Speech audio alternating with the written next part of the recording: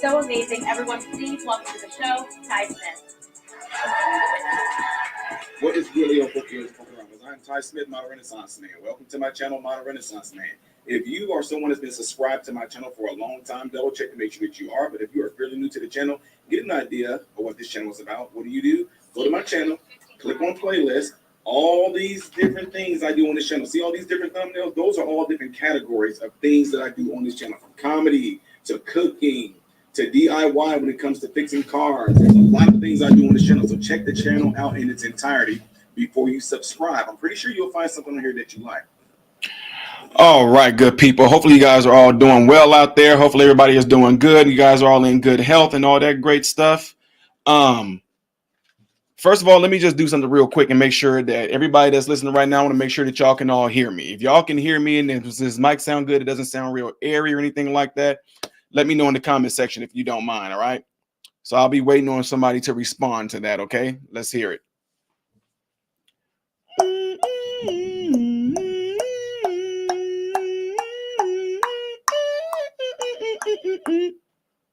And there's a reason why I'm saying this right now, too.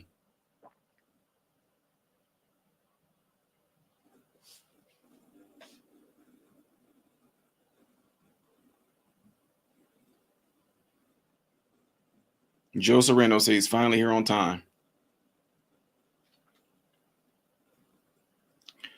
BCDC123, appreciate that. I think you just told me that you can hear me pretty good.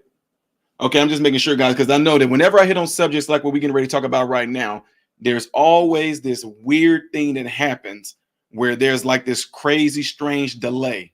Okay. So anyway, appreciate you guys all being there. Make sure y'all do everything I said on here. Double check to make sure that you still are subscribed to the channel. And also don't forget to hit the like button if you like the type of content that I put out. First and foremost, I'm gonna tell y'all something right now. Anytime I hit on any type of subject that's dealing with something like this, if it does not fit the narrative of what they want to push on most social media platforms like YouTube, Instagram, those type of platforms, it's a good chance they're not going to notify most of my subscribers that I am live right now. And like some of you guys just got done saying, it's delayed too, right? So anyway, I'm getting ready to do something here real quick. I'm going to play this video and then we're going to get into it. So give me 1 second to share this video and I'm going to try to do something here real quick. All right, so just bear with me. I'm going to share this video and get myself out.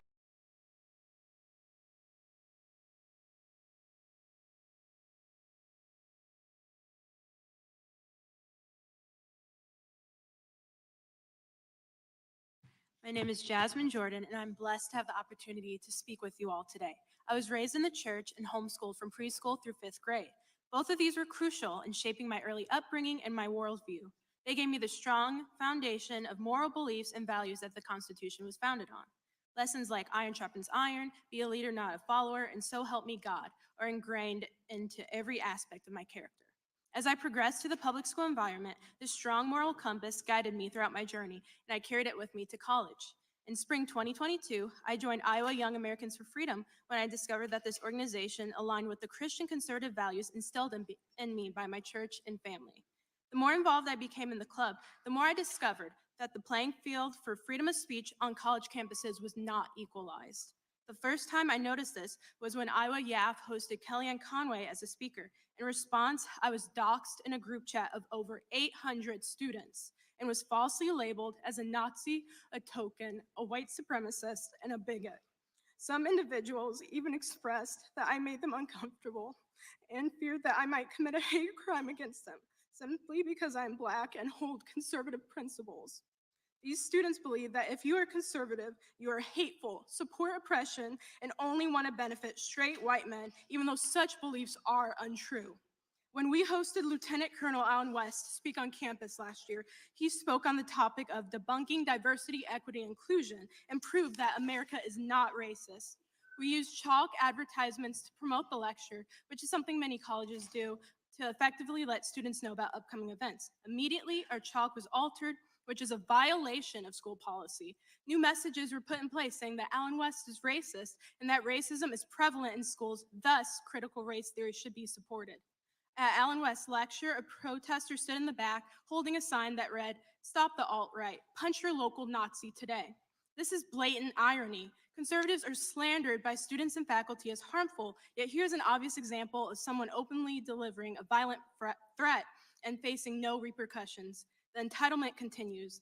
I find that when a conservative doesn't want to hear a speaker, they just don't attend the event.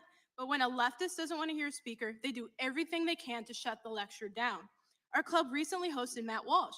Students and faculty were willing to do anything to cancel the event just because they found Walsh's speech to be offensive. Some people were so dedicated to silencing our voices that literally as one of us was advertising with chalk, a leftist student was erasing each of those letters with a wipe. We received death threats along with plenty of verbal harassment. That night, before the speaking event, my hallmate, who happened to be the one erasing the chalk, stalked outside of my bedroom door by putting his ear on it to see if I was in my room because he was just so outraged by my involvement. That was a terrifying experience, but what I find to be more appalling is when I talked to our hall coordinator about this, and she replied, "People are allowed to think, feel, and react however they want to about this upcoming event."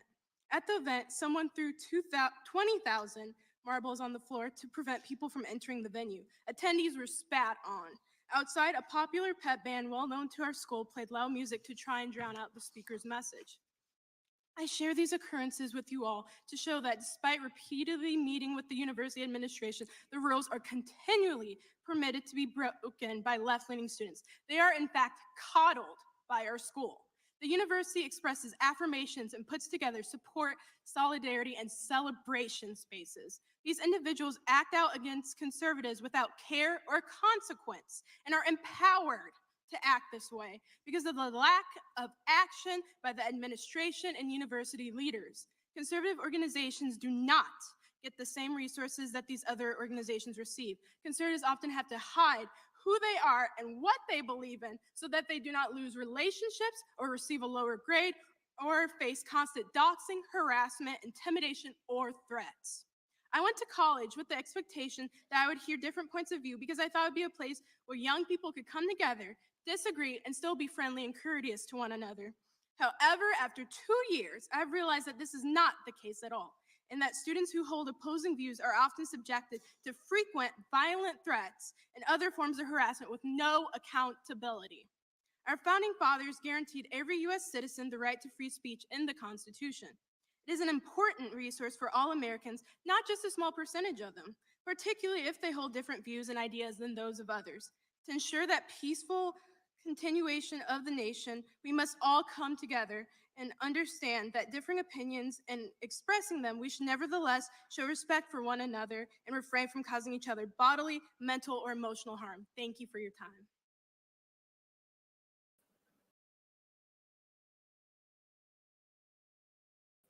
There it is. Now, what I'm going to do here is, I know y'all probably thinking like, Ty, what in the world is going on? But some people got a problem with, I guess like when I talk sometimes, especially now, I told you guys, it's literally something that YouTube does.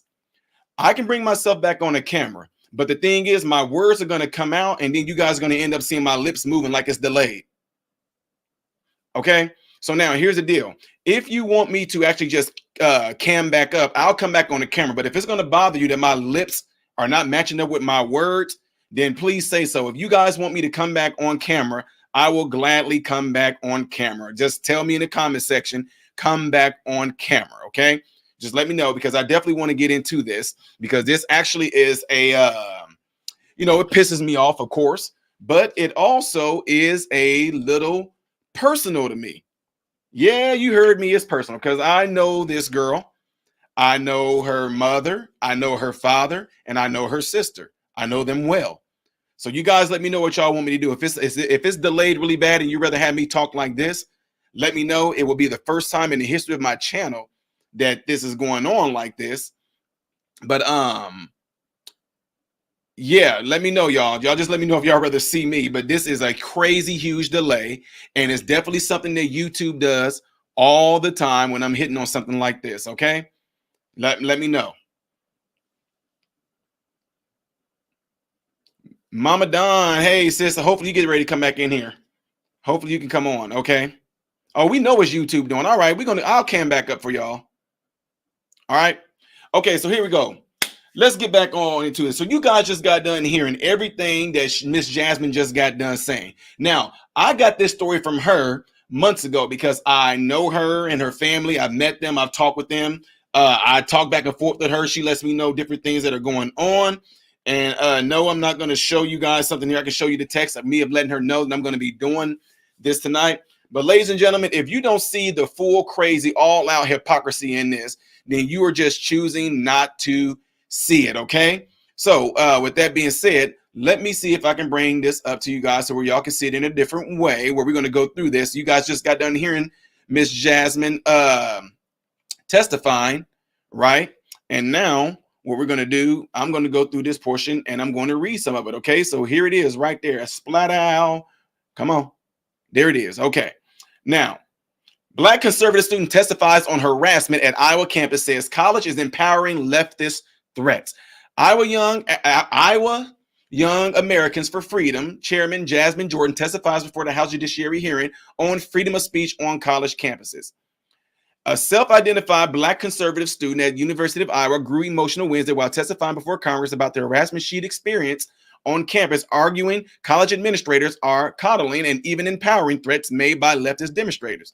Jasmine Jordan, the chairwoman of the conservative group Iowa Young Americans for Freedom, told members of the House Judiciary Committee that she discovered that the playing field for freedom of speech on college campus was not equalized between those on both sides of the political spectrum. The first time I noticed this was when Iowa YAF hosted Kellyanne Conway as speaker. In response, I was doxxed in a group chat over 800 students and was falsely labeled as a Nazi, a token, a white supremacist, and a bigot.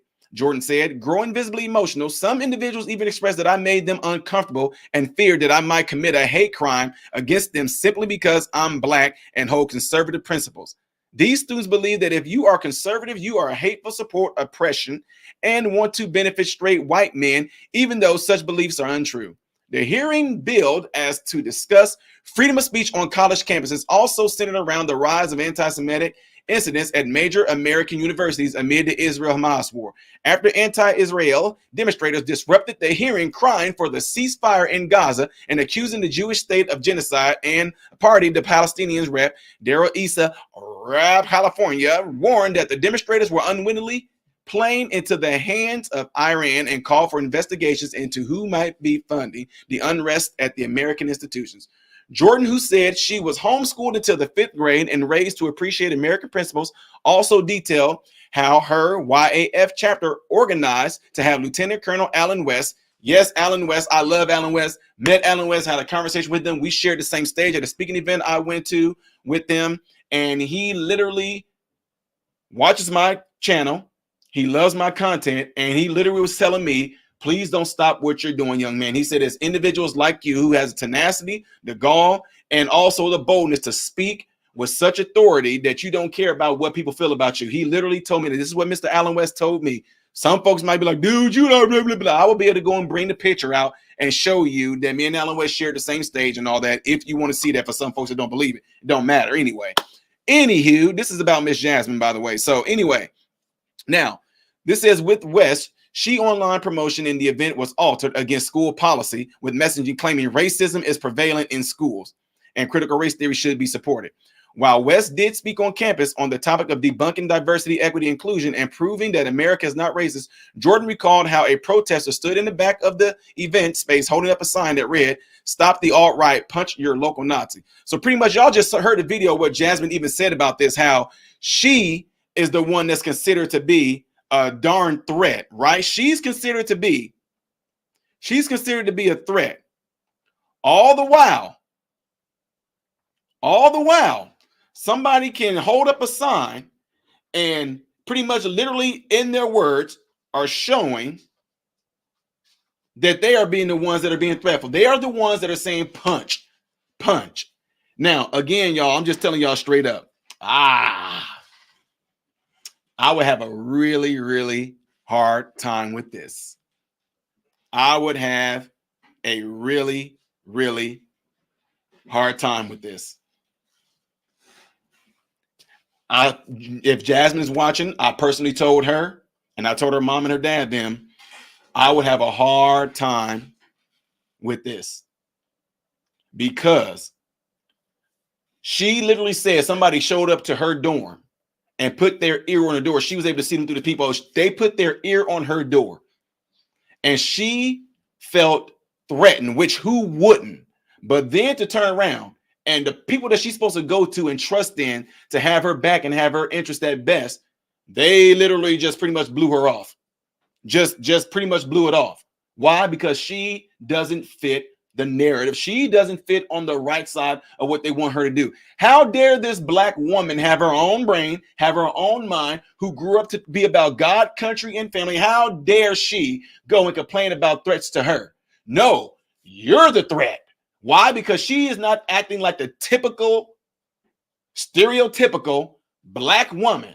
I guess if she has super crazy long clawed nails and big old giant long eyelashes and crazy makeup and all that, and big old giant long weave all the way down to her back, different colors, she dressed stankish, I guess then she would be heard.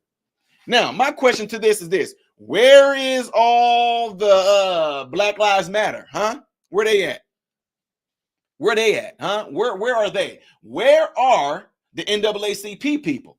Where are any of these so-called social justice groups? Where are the people who sit there and were marching talking about how Black people voices are being squished, the Black people voices are being suppressed, Black people are not being heard, the struggle? Where are all those people at in the case for her? She literally had people tell her that she makes them feel unsafe. So what if she was to reverse that on them? Oh, wait, so you scared that you don't what? Because I'm black? Black, huh? Oh, so a black woman walking around makes you feel unsafe. Huh? Y'all see how this is playing out? This is why individuals like Joe Biden can easily feel like he can say literally in the faces of black people, if you don't know if you for Trump or me, then you ain't black. That's the reason why he feels emboldened, because guess what? A lot of you dumb Negroes are allowing him to say it. Y'all not bucking up against him saying that. Y'all don't care about Joe Biden saying anything like that.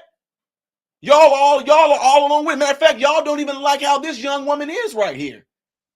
Well, oh no, I met this woman. Her daddy is black. Her mama is black. Her sister is black. She's black. But because she don't fit the mold, all of a sudden it's an issue. She ain't black. This black woman right here and people like myself, that's who Joe Biden is referring to. And you want to know the reason why Joe Biden can say stuff like that? Is because you Negroes say stuff like that.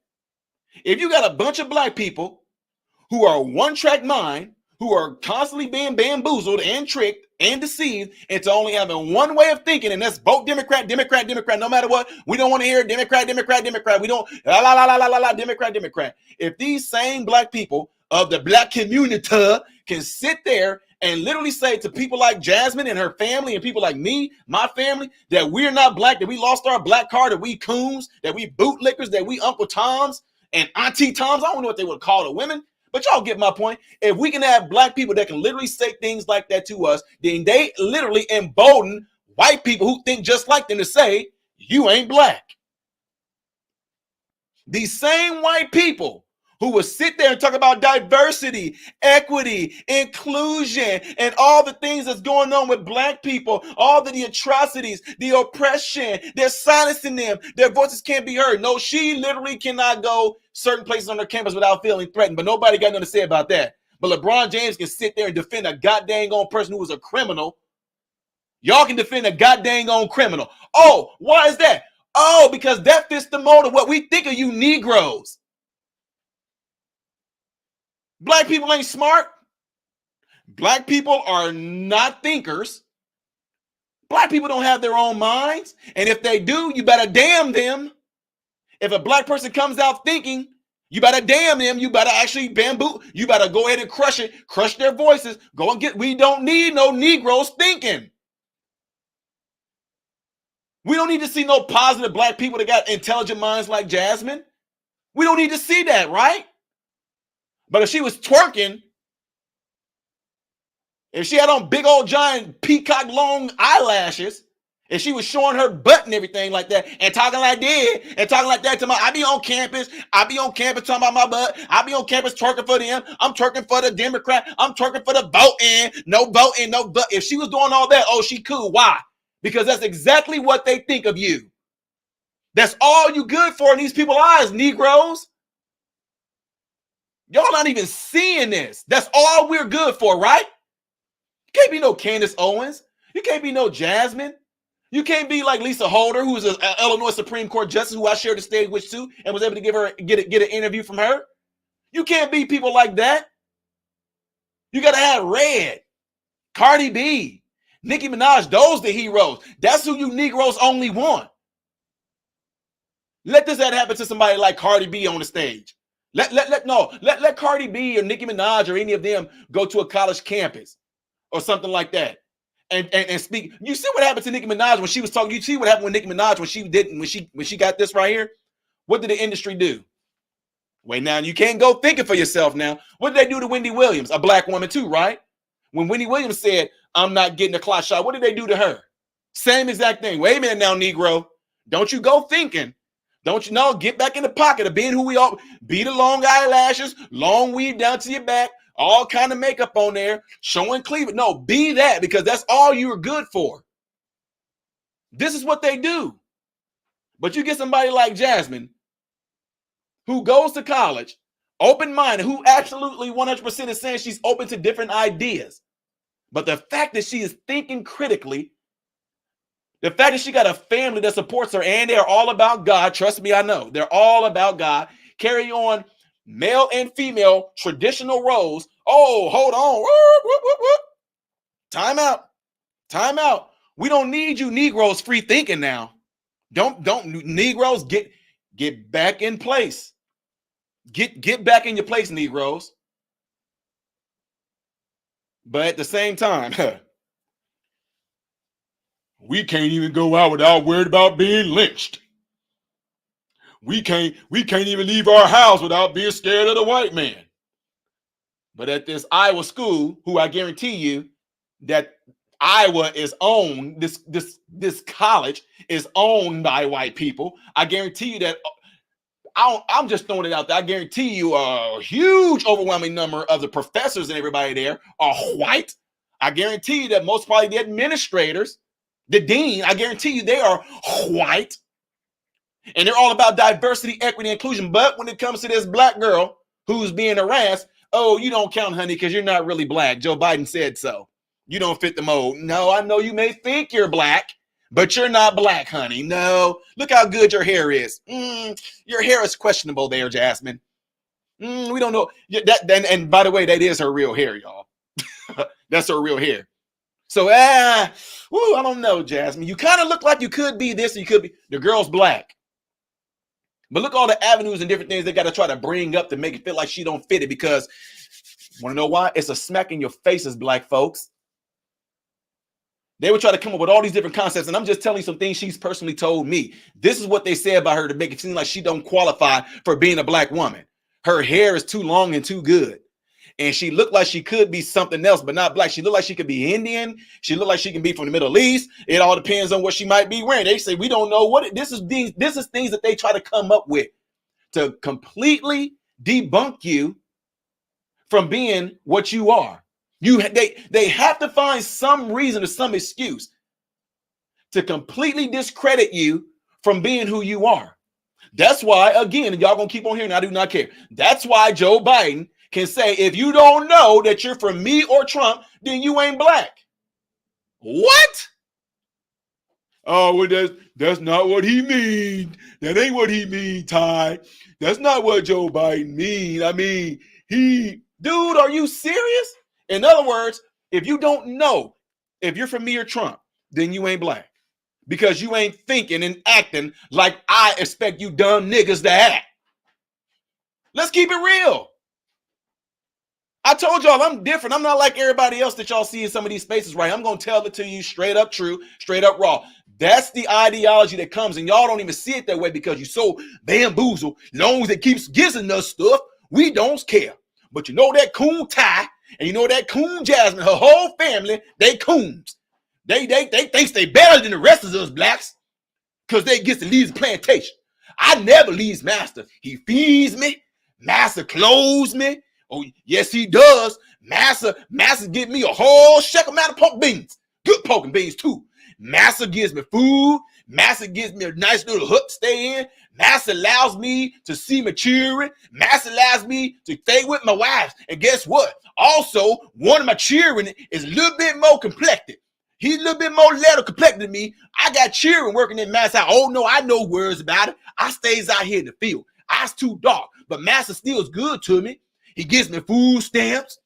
Master gives me Section 8. Master gives me a free cell phone. Master gives me Obamacare. Ain't no way I's ever gonna leave Master. Now, them Negroes up north, you gotta be long. They beware of some of them Negroes up north now. Those Negroes up north, they different. They think they better than the rest of us. They think because they free that they better than us. But all they don't know, see, they have to work for what they gets. Those dumb Negroes up north, they have to work for what they gets. I I continues to do things the master want me to do. Now, you know, there is benefits to it. The benefits is the foods I get, the house I get, the children I get to keep. That's my benefits. And master even gives me an incentive for having more children. He gives me extra food stamps. But them free Negroes, they has to work for theirs. Ooh, they stupid. Them Negroes, they show is a whole lot heap of ignorant. They ignorant up there. Literally the psychology of what they have done to any black person that have gotten away from the mental plantation. This is literally the psychology they have done to a lot of black people. Get pissed off at those black folks that have mentally escaped from the mental plantation. Look at them. Look at Ty Smith. He think he better than y'all because he made it out of the situation. Ty Smith think he better than y'all because he decided to leave the mental plantation. Ty Smith thinks he better than y'all because he decided to leave the hood mentality, the projects mentality. Ty Smith thinks he better than y'all. Y'all should hate y'all own kind because he think he better than y'all. Literally came from the same place y'all at right now. But I'm better than y'all? No, you stuck in the loop.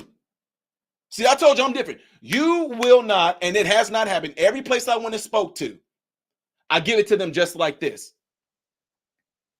I give it to them just like this. If you are nice and respectful to me, I'm going to be nice and respectful to you. But if you go there with me, I'm going to go there with you. And I will say something that will hurt your feelings. Because guess what? If your intention is to try to get at me that way, I'm going to get back at you. I don't care who it is, whether you are white, whether you are black, I'm going to flame back at you because you think that we're dumb, and it's literally an insult to a lot of black people's intelligence that y'all think that we're that dang on stupid. Just sit back and take it, right? Is that what they're saying? Look, Jasmine, shut up and take it is what they're saying. That right there, ladies and gentlemen, if y'all don't see it, that's the real goddamn on racism right there. The fact that they think that we need to be just put into this goddamn on box, that's all we're good for. Just twerk. Negroes just rob people. Niggas just go have a lot of babies. Hoes and thoughts, whatever, just go have a lot of babies. Go twerk on some cars and some ambulance and stuff like that. Negroes keep shooting each other. Keep making music about killing your own kind. Keep doing that. But please don't be smart. Please don't think. Please don't get out of the ghetto. Please don't get out of the projects. Please don't get out of the hood. Please don't become doctors and lawyers and businessmen and CEOs. Please don't become mothers that are married to their husband and stay with their husband. Don't become none of that Negroes. Be what we always envisioned y'all to be from the time that we brought you Negroes over here on ships and stuff. When we brought y'all over in them ships, that's all we want y'all to be. Just be that. That's all you're good for, Negroes. Well, I don't like the way you saying it. So what? I'm telling you the truth. Pay attention to the actions. Pay attention to the policy. Pay attention to the agenda that they are putting in front of you Negroes' face. And ask yourself, is this for the betterment of our people? Or is it for the detriment of our people? And then let it play out. And you tell me, since the 1960s, if we Negroes have gotten better, have we gotten better? Overall, Negroes, have we gotten better? Huh? Have we gotten better? You tell me. Oh, you want me to go there? Okay. I'll go there. Post-slavery, all the way up to the civil rights movement, black people were married and together and had nuclear families more than white people. Huh? Now we're going to introduce something to you Negroes that we think is going to be good for you. It's going to be better for you. After the 1960s up to the current day, that whole thing flipped. We ain't married or anything at all. You took the bait, and you're steady taking the bait right now. Let me ask you something, since a lot of folks want to go against people like Jasmine, things like that. Whatever it is that they're pushing, is it for the betterment of you or is it for the detriment of you? And if whatever it is that you want to try to figure out it is, let time play out and you tell me how much better it's gotten with those policies in place. Huh? Do y'all know that y'all might, I mean, don't get me wrong. Yes, it's crazy, but black people were a lot better during Jim Crow. As far as family-wise and all that, they were better during the Jim Crow. Oh, man, no, Ty, man, you, man, Ty, you, dude, I'm telling you the truth. But I'm going to let you know something else, too. Listen to me real close.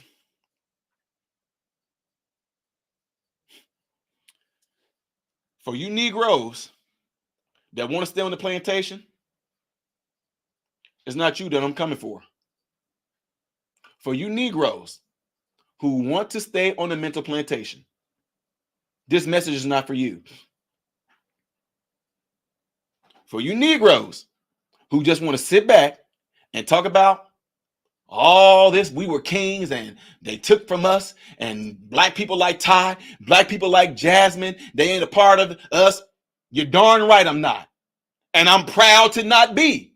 Oh, I'm not talking about black. I'm talking about that type of black people, that mindset of certain black people, that plantation mentality. I'm glad not to be a part of that. I was a part of that, but thank God I'm not anymore. I seen past the BS. I went past that southern border line. I went up north and realized we're free. And you don't even understand that you're free too. But you don't want to be free. You got the chains and everything taken off of you, but you're not going nowhere. Why? Because the good things that master still gives you. And then for them to get ready to convince you and turn against your own kind. I mean, God dang, how much more do they want from y'all of that mentality? They got, look, black on black crime. Crazy, right? Crazy, right? Yeah, it's crazy. But then to turn around and still have the same type of black on black crime by convincing black people to attack other black people who have become successful. Attack black people that don't fit the mold like y'all. Attack black people like myself. Attack black people like Jasmine. Attack black people like her family. Attack people like Brandon Tatum, ABL. Attack Allen West. Attack Thomas Sowell. Attack Larry Elder. Attack all these black folks that do not fit the mold of how we see you dumb niggas. And that's as dumb niggas. They're not a part of y'all. Oh, you think that you no. Somebody told you to say that to me. I don't think I'm I don't think I'm better than you because I got away from where you're at right now. No. You're told to say that and think that about people like myself and people like Jasmine. You're told to think that and you don't even know why. You hate us and don't even know why. Because y'all trying to act like y'all really didn't to turn around and say that she actually is for, if she's a Republican, she's for the very straight white man. God, if that's not a dumb, stupid talking point, but guess what? They can tell some of you dumb Negroes that because they know that you don't think. You just gonna roll with it. You're a freaking animal. Do what you've been trained to do, dumb Negro. Do what you've been trained to do. But don't you dare get outside that box of not doing what we trained you to do. Otherwise, you ain't black. Yeah, black people. Yeah, black people, go ahead. Woo, we got these black people hating their own kind. Woo, we got black people that are pissed off that other black people have become successful. Hey, okay, I told you I'll be going, okay.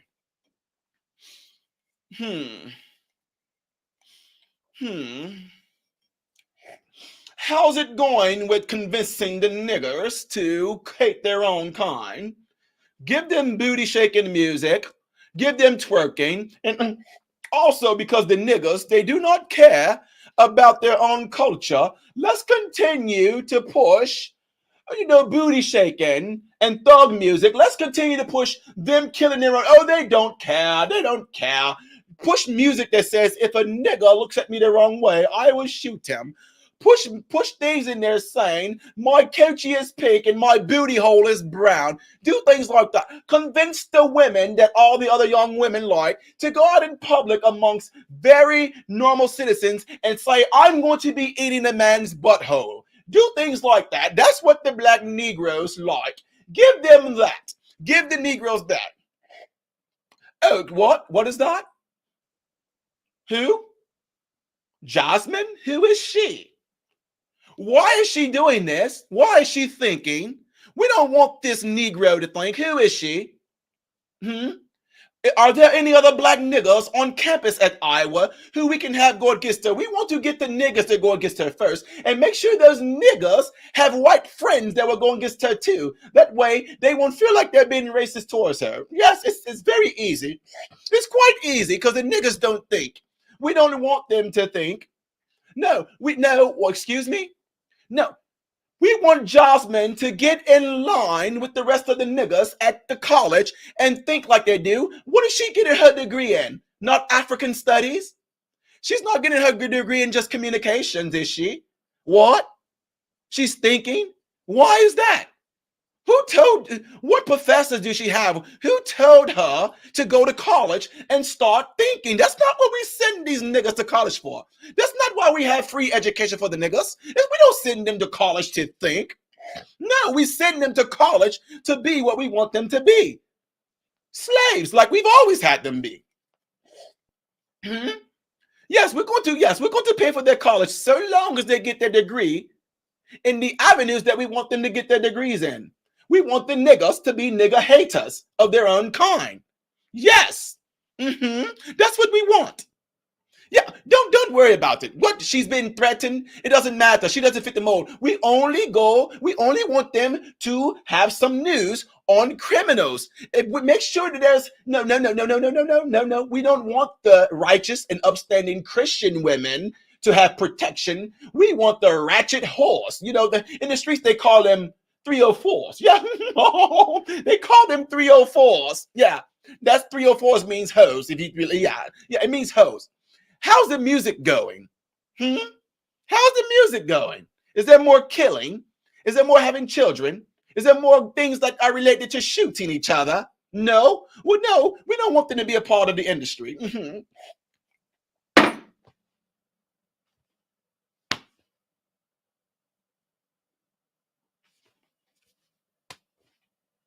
Pretty much.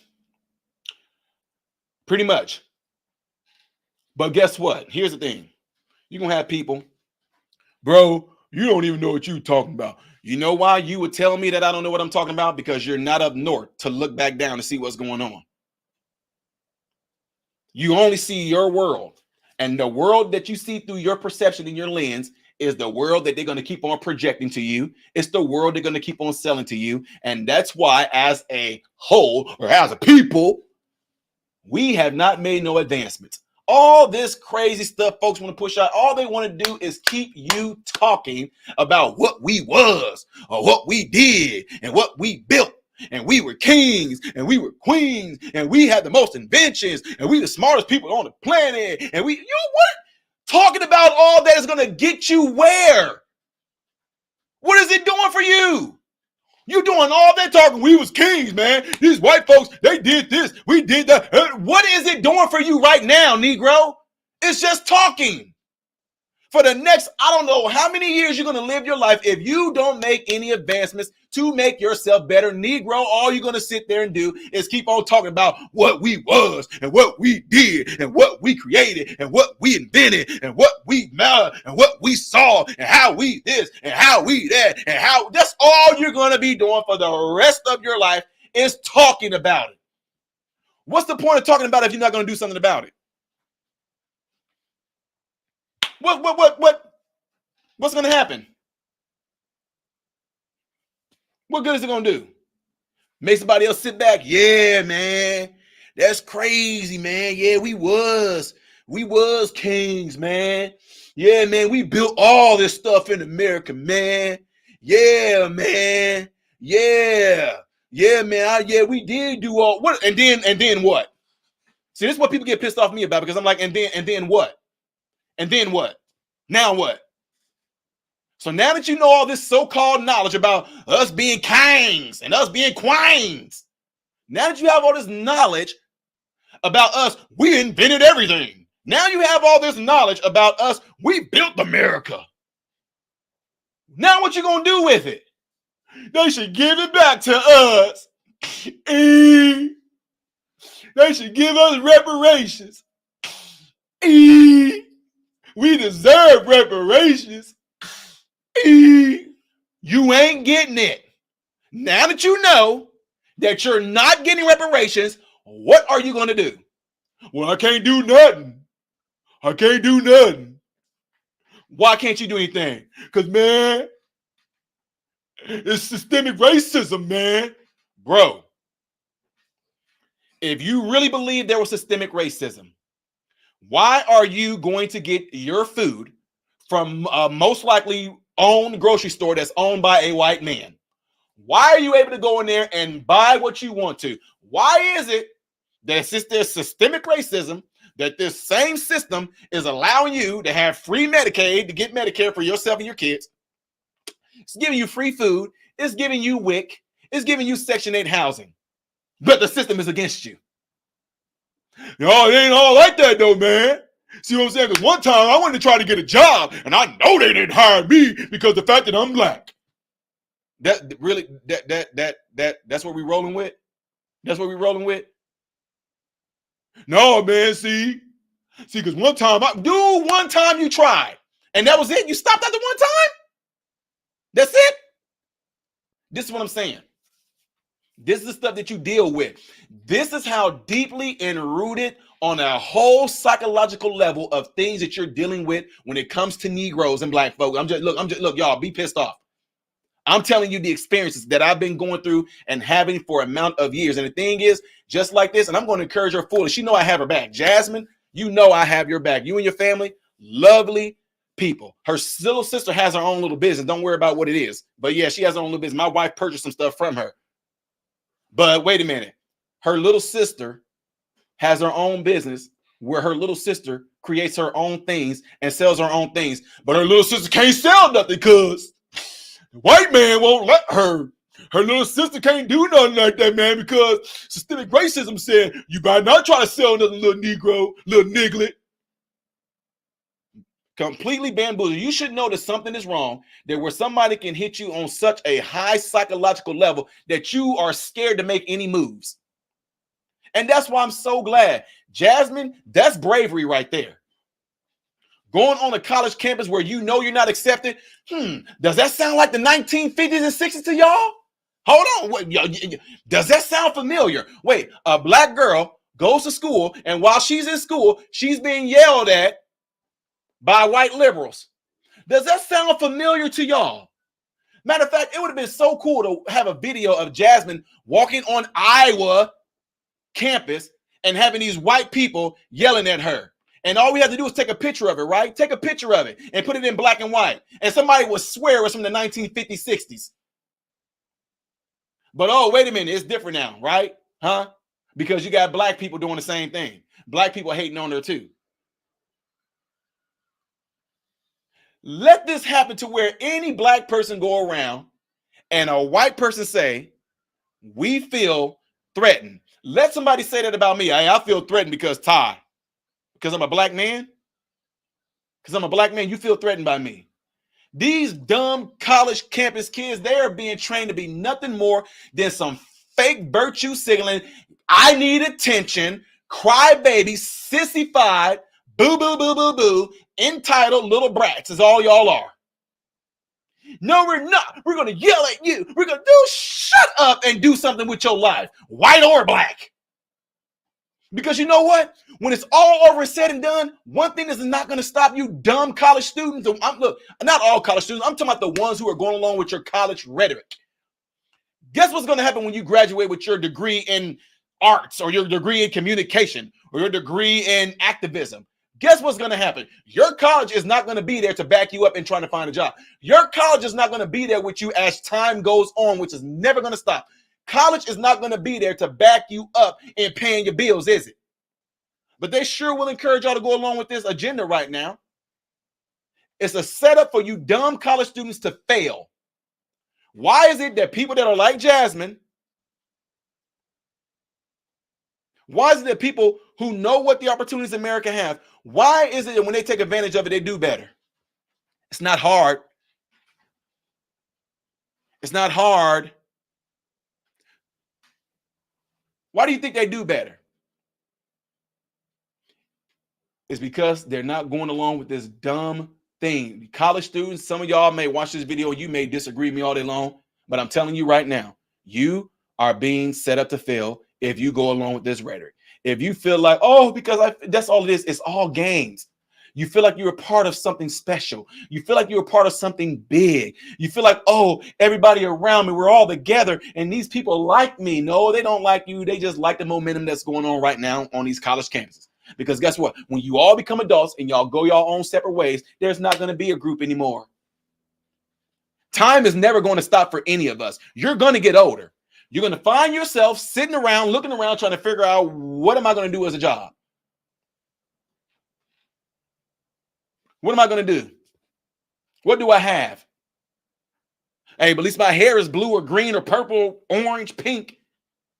At least I was out there yelling Black Lives Matter. At least I was out there on my college campus. At least I was out there marching for this and marching for that. And you're doing what with your life? Your life, which means that it's individualized, which means it's all about you. What are you doing with your life? But then you got people like Jasmine, who I guarantee you, she's going to be married one day. And I know, based off her family and their values, she's going to have a great husband. Jasmine's going to go on, and hopefully she's going to go on. You know, I got your back, Jasmine. She's going to go on and do amazing things. And I hope that what she's experiencing right now, I hope that she takes this energy, this negative energy that they're spilling at you, Jasmine. Take that negative energy and let it get in you. But you use that energy to further push for truth and righteousness, exactly like what you're doing. I don't even know, Jasmine, if you are, let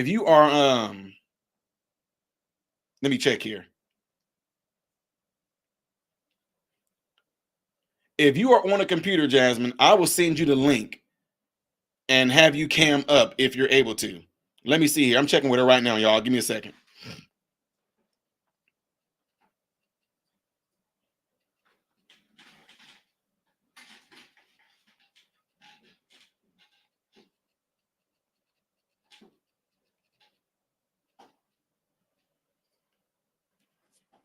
I'm checking with her right now to see if she can cam up. So, Mama Don is still in here. And look, I know I was really going in, folks. And Mama Don, I appreciate you being here. Jesse, Deadwood, my guy, Deadwood, appreciate you being in here.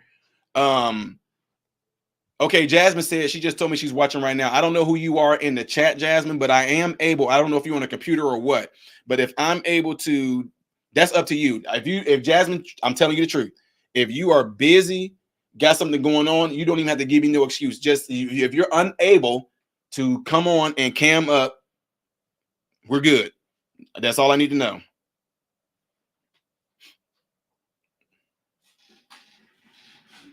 So here she is right here, folks. She is in the house. So let me see here. I'll be able to give you.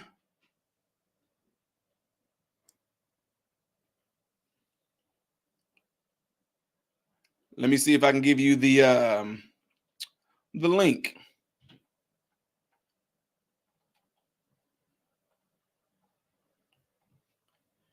And here's the link right here. So first, that's the link, and that's how you can tune in, Jasmine. You click that link, and I'll see you in the back green room area right there, and be able to have you cam up if you want to. But at the same time, people like Mama Don or Deadwood, if you guys want to cam up and even ask Jasmine some questions, y'all, I mean, feel free to do it, because I told y'all I was going to cover this, and I know YouTube is absolutely 100% suppressing a whole lot of this stuff that's being put out, because when you're talking about something that actually goes against the agenda, this is what they do. My video is delayed. I mean, come on now.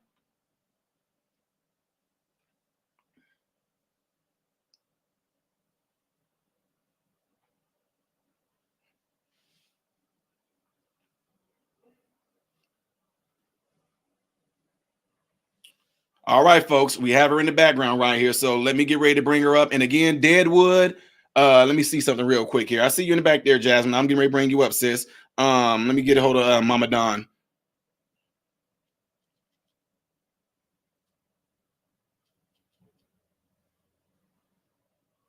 Mama Don, are you still in here?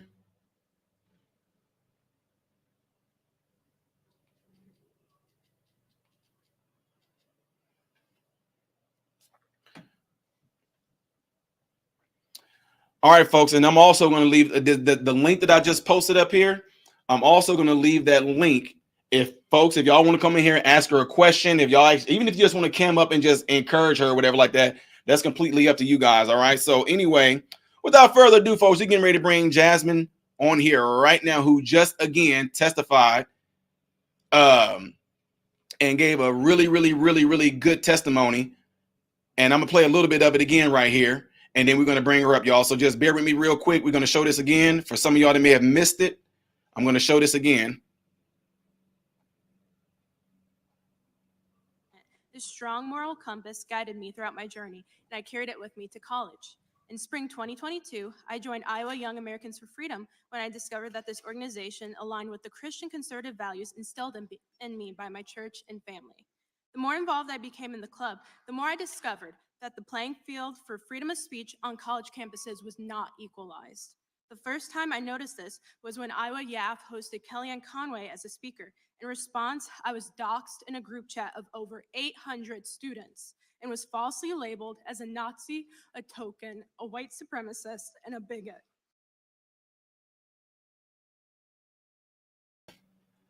There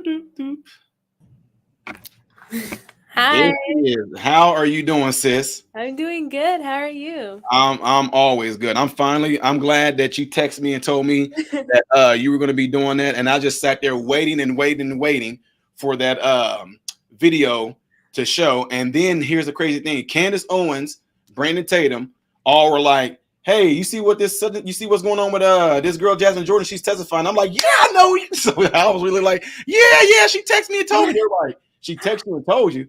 I was like, "Yeah." So Wow. then what I'm gonna do is I'll text you some stuff, but it's all about if they wanted to get in contact with you. So I'll text you about that though. Oh, that'd be so amazing. Oh my Yeah. goodness. Yeah, I will definitely pass it along. So if you're saying that's cool, I'm gonna pass it along to Tatum, pass it along to ABL and Candace. So but yeah, so of course, most people that are in here, which YouTube is suppressing a lot of folks that typically watch. What was that like? Like, what was the whole before you even went out there in front of them? What are some things that were like going through your head before you even jumped out there? Yeah, when the first thing, like when we all gathered together, they had told us that there'd be protesters getting up and leaving. And that was something that surprised me because I didn't really know that could happen in the committee meetings, and they said it's been happening more recently because not only was our thing focused on free speech, like that was the general thing, but one aspect of that was like the anti-Semitism that's been seen on campuses, and so that was the main reason why people were leaving. And so I was kind of unfazed by it because I'm used to what those people do at my school, but that was something that was just really interesting. Connor was right next to me, and he was just trying to say his speech, and the whole thing was very ironic. This is a hearing on free speech, yet they won't let us speak, which further proves their point on how conservatives' freedom of speech is being suppressed.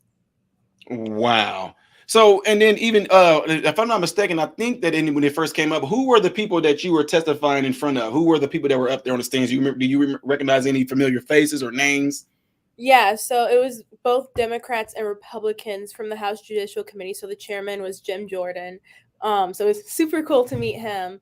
And then most of the people I hadn't really recognized. Wesley Hunt. Oh my gosh, you had to play his clip. It was like one of the best things I've ever said. Like he was talking about, I don't have to be like ashamed that I'm Black and a conservative. He said it is okay. That was like the highlight of my day. I'll have to see if I can like find it. It was Wesley Hunt said this at the same place. Yeah, he said it like directly to me, because basically how they did it was Chairman Jordan would call on the person, I guess based on what state they were from.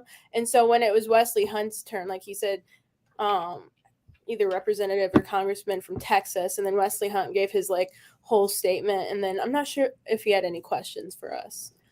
Wow, so that's amazing, because you said I'm trying to actually, while you were saying, I was trying to look it up to see if they have a clip of that, because I would love to see that as well.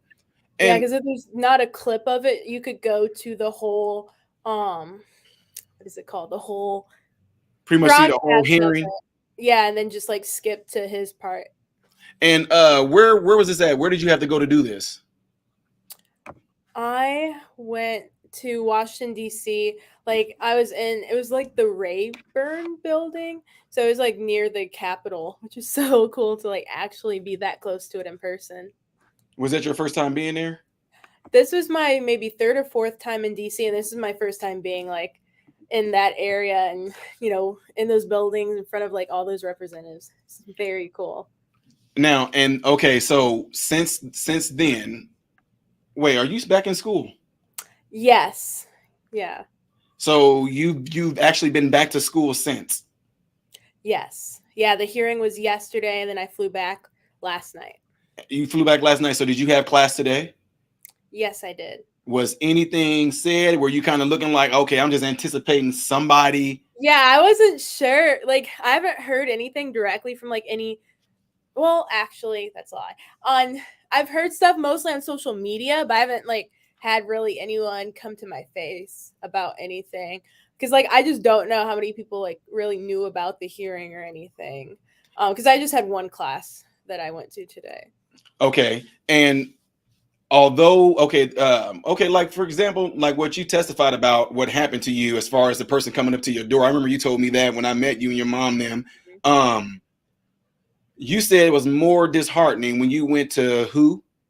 To the hall coordinator because it was in our dorm. So I talked to someone from student accountability and she said to go to my hall coordinator and report it immediately. So I did. And, that's when she was like, she had, no sympathy whatsoever. And I was literally crying. And she was like, yeah, people can think, react, feel however they want to about the event. Because I didn't even say that we were hosting Matt Walsh because I knew how she would react. So I was just like, my organization is holding an event tonight. And some people are kind of just, acting up about it. And then she just immediately knew. Like I could tell she knew what I was talking about. And she just did it in such like just a nonchalant way. Very dismissive. Is that person still there?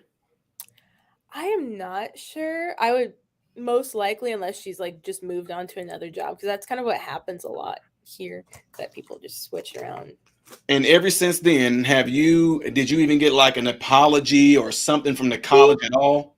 What's funny is I was just talking about this with my mom and my YAF board members.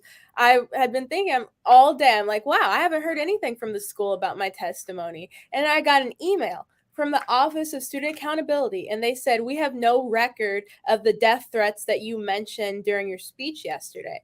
And and I have an email chain with every single death threat that we received during the Matt Walsh event. And then my former board member said he had been sending death threats since like April of my freshman year. So there's been plenty, like every single email address pretty much from the Office of Student Accountability was added to that email chain with all the death threats received. Like I can literally pull up and like all those examples are still there. And I had even recently sent it to someone else, and all those are still there. There's no way they don't have a record of it. So what do you mean are you saying that whenever that stuff was going down and whoever it was that you were notifying of that, are you saying that you like CC them in on the email or? Yep. So wait, so the college is saying they have no record or anything of you doing this, but yet you have the emails to prove that. What? Yep. It's very disappointing. So it just further shows they're not trying to help us whatsoever. So so then I'm just wondering, like, oh my God, I'm different. What would happen if your response to them was sending them all those chain emails? I wonder what their response would be to that. And you know what? Honestly, I would do it anyway. But I'm thinking that if you were to do that, they would try to say, well, it must have got lost in the spam, and we don't check the spam, although the email that you're sending is literally something that is actually recognized by the intranet, they call it. If you're part of the student body and everything, it's definitely something that would be to be recognized by them, but yet they're turning around saying they didn't get anything. And the thing is, they told me, so the ones that I know of that I sent, it was with this one person. Then I still, even though it was with this one person we were working with, I still did make sure, I'm pretty sure, to send it to like the office itself's like email address and maybe one or two other people from the office. But she told me that they had a whole case file, and every email I sent her, which is, I know it's over 50 emails, every email I sent her would go into this case file, and they would use and reference it with any of the issues we were having. People tearing down flyers, people washing away our chalk, any other harassment attacks, social media, physical, any of that kind of stuff. So she would always tell me, she was like, and even when I like met with her in person and via Zoom, she was like, yeah, I've added this to the case file. We have people looking at, and she'd always mention this like one case file within, the Office of Student Accountability. So these screenshots and messages that I've sent her of the death threats, should be in that case file that they claim to have. Now, and with these death threats, were you able to? I mean, I'm pretty sure because it's a nice sized school. Were any of the people who were making these death threats, are they people that you recognize like by name? Well, actually, all of them were done anonymously. They what? They were done anonymously. So there's this app called Yik Yak. And so, we also got another death threat recently. It just came to my mind. But it's this app where it doesn't have any name identifying information. It's like a chat board, kind of like Reddit. So people just say whatever. So like the most recent one that is literally at the top of my head was when we hosted Chloe Cole a couple weeks ago. And they said, I wish all the YAF members a very violent death. And we've gotten, plenty of similar messages like that. And then also some people were just making memes about how, they want us to die. And yeah, I can't remember if we've gotten any emails that actually tie a name. I don't believe we have, but everything has pretty much just been either anonymous or accounts that like have no identifying information whatsoever. Okay, so now the question is this. The president of the college or the dean of students, with all this going on with YAF, do you feel that I'm sorry, I'm just gonna play out. I feel they have to know. Actually, I talked about it with the president personally. Really? Yep, and nothing happened. Was it one of those deals where, okay, you talking with the president about it, and while you were talking to, I don't know if it's a him or a her. It's a her.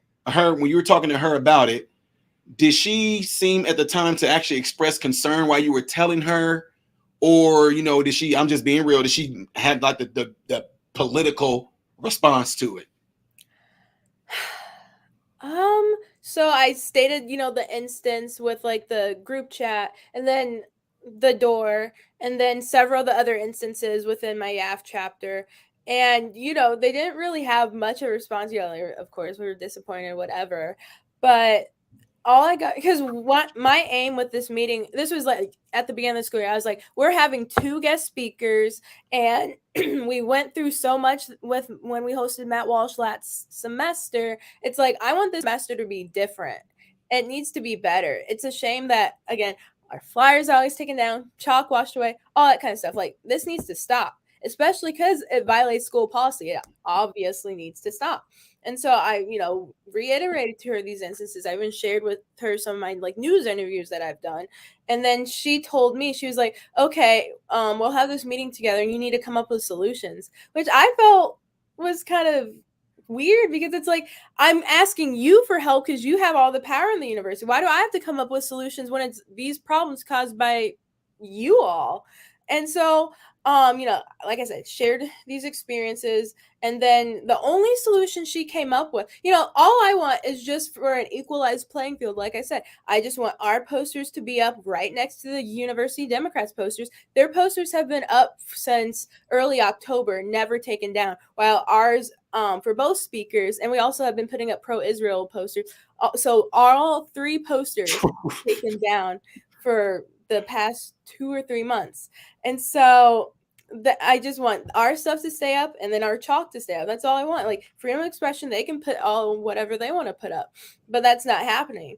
And I also suggested to her, because she wanted a solution, something my mom had brought up was Pritzker had passed like an anti-doxing bill. Of course, we're against Pritzker, but I had suggested that the school adopt some kind of policy like that, because doxing happened to me, with the group chat, but it also happened in a second instance. I can't remember if I said that in my speech or not.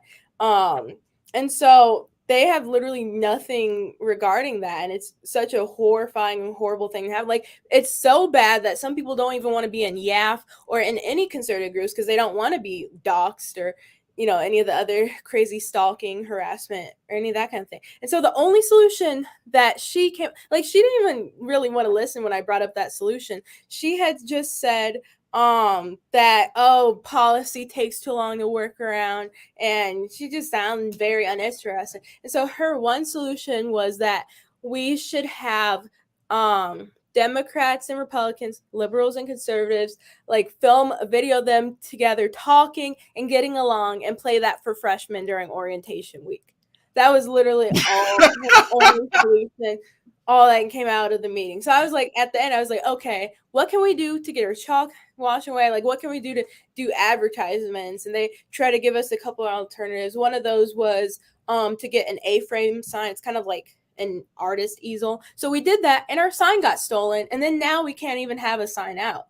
So what do you mean y'all can't have a sign? Like, yeah, so then they told us that we could use that sign to advertise our Chloe Cole lecture. So now we're hosting Yami Park next week, and so I was like, can we get the sign again to promote this event?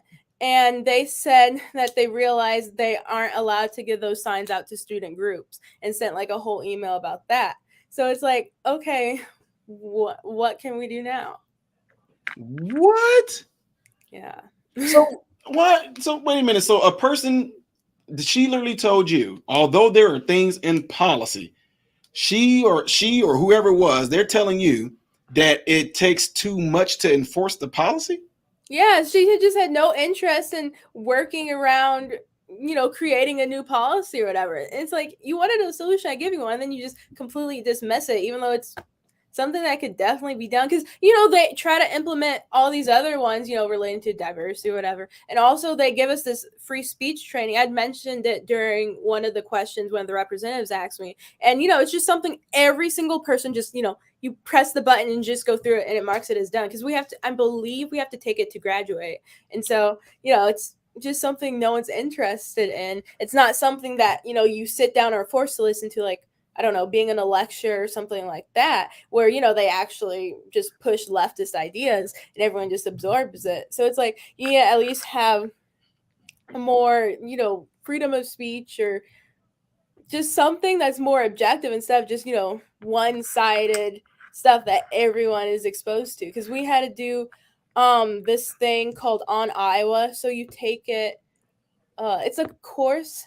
It's Success at Iowa. And it's like this course you have to take preparing for freshman year or whatever. And it goes over orientation stuff. And like one of the big chunks of it, you have to like just put in like all your identities and all that kind of stuff. And it's like before you even step foot on campus, you're exposed to all this like diversity, inclusion, all this like privilege stuff as well.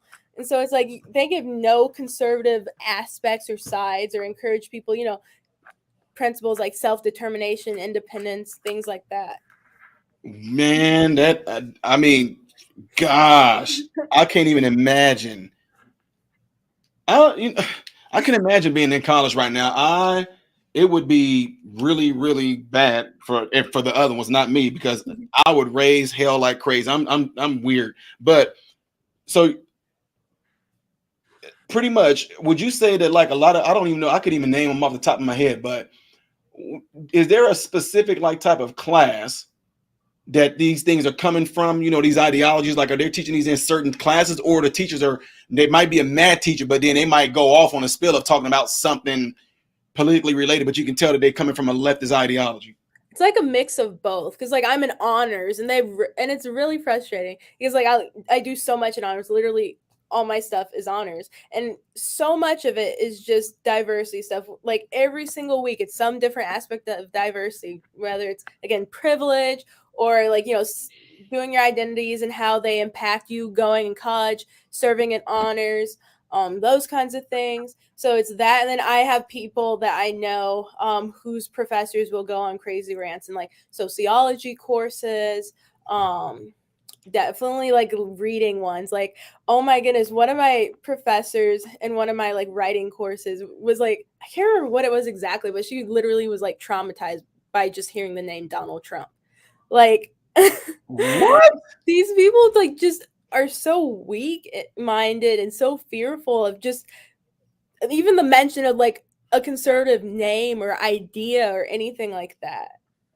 What that type of stuff to me, these people have some really, really low, I'm just saying, really, really low mental capacity to deal with certain emotions. And a lot of times, and then these are our teachers. Like then they're teaching the kids to be just like that, and then Cycle continues. It's like you're thinking to yourself, like, wait a minute, you guys are supposed to be like sort of, in other words, you guys are supposed to be like the leaders or the representation of something that we're supposed to aspire to, and y'all can't even hold it together. Somebody mentioned Donald Trump's name, y'all break down and start. See what I'm saying? Yeah, and literally some of the leaders were doing that yesterday. Like one of them, she was like, every single member here is anti-Semitic. Like referring to Republicans. And then one of them, she got on her and was like, you need to retract that statement. And you should have heard how some of them were just acting up about Donald Trump. Like nothing they were saying was related to the hearing. They were just so mad and hateful about Trump. I was trying to like, just sit there because I was not happy at that. Unbelievable. So what year are you now? I'm a junior. Okay, so would you say that even through your classroom times or whatever different classes that you may have had, no matter what the elective is, do you feel like in Iowa that you can actually question the professor or question the author of the material that they're presenting from like a specific book? Or you can just tell by the tone that they definitely discourage you guys from having a difference of opinion of what they're presenting? Some of them say like you can have a difference of opinion, but sometimes it might not even be the professor you're afraid of. Sometimes it's like the classmates, because a lot of people just want to. It's college, everyone wants to fit in. No one wants to be left out or ostracized or bullied or harassed or anything like that. So that's what like I know a lot of people have dealt with, is like just losing friends. Like, oh my goodness, speaking of which, when I posted my picture on Instagram of me and Donald Trump, I lost over 200 followers. I thought that was funny. Well, you know what, things like that though, it lets you know. I mean, folks, when it's so amazing though, because not saying that there are not some people that's on the right that don't do this, what I'm getting ready to say as well. But it does amaze you that a lot of people can be cool with you, but the minute you actually do something like what you did with Trump, they like, so to speak, disown you, don't want to have anything to do with you at all. Yet at the same time, it's like something like, for example, like on my channel, there's people that kind of done the same thing. And I pretty much let them know, hey, I didn't do that to you, knowing that you actually are for Biden or whatever. I didn't do that to you. Exactly. It's like I look at that and say, okay, that's what this is all about. This is what make America so great and unique, is that you can do that. Like if there's people that follow my channel right now that they are pretty much like a 50% Democrat, but they vote Democrat because they believe in 50 or 80% of what the Democrats really push.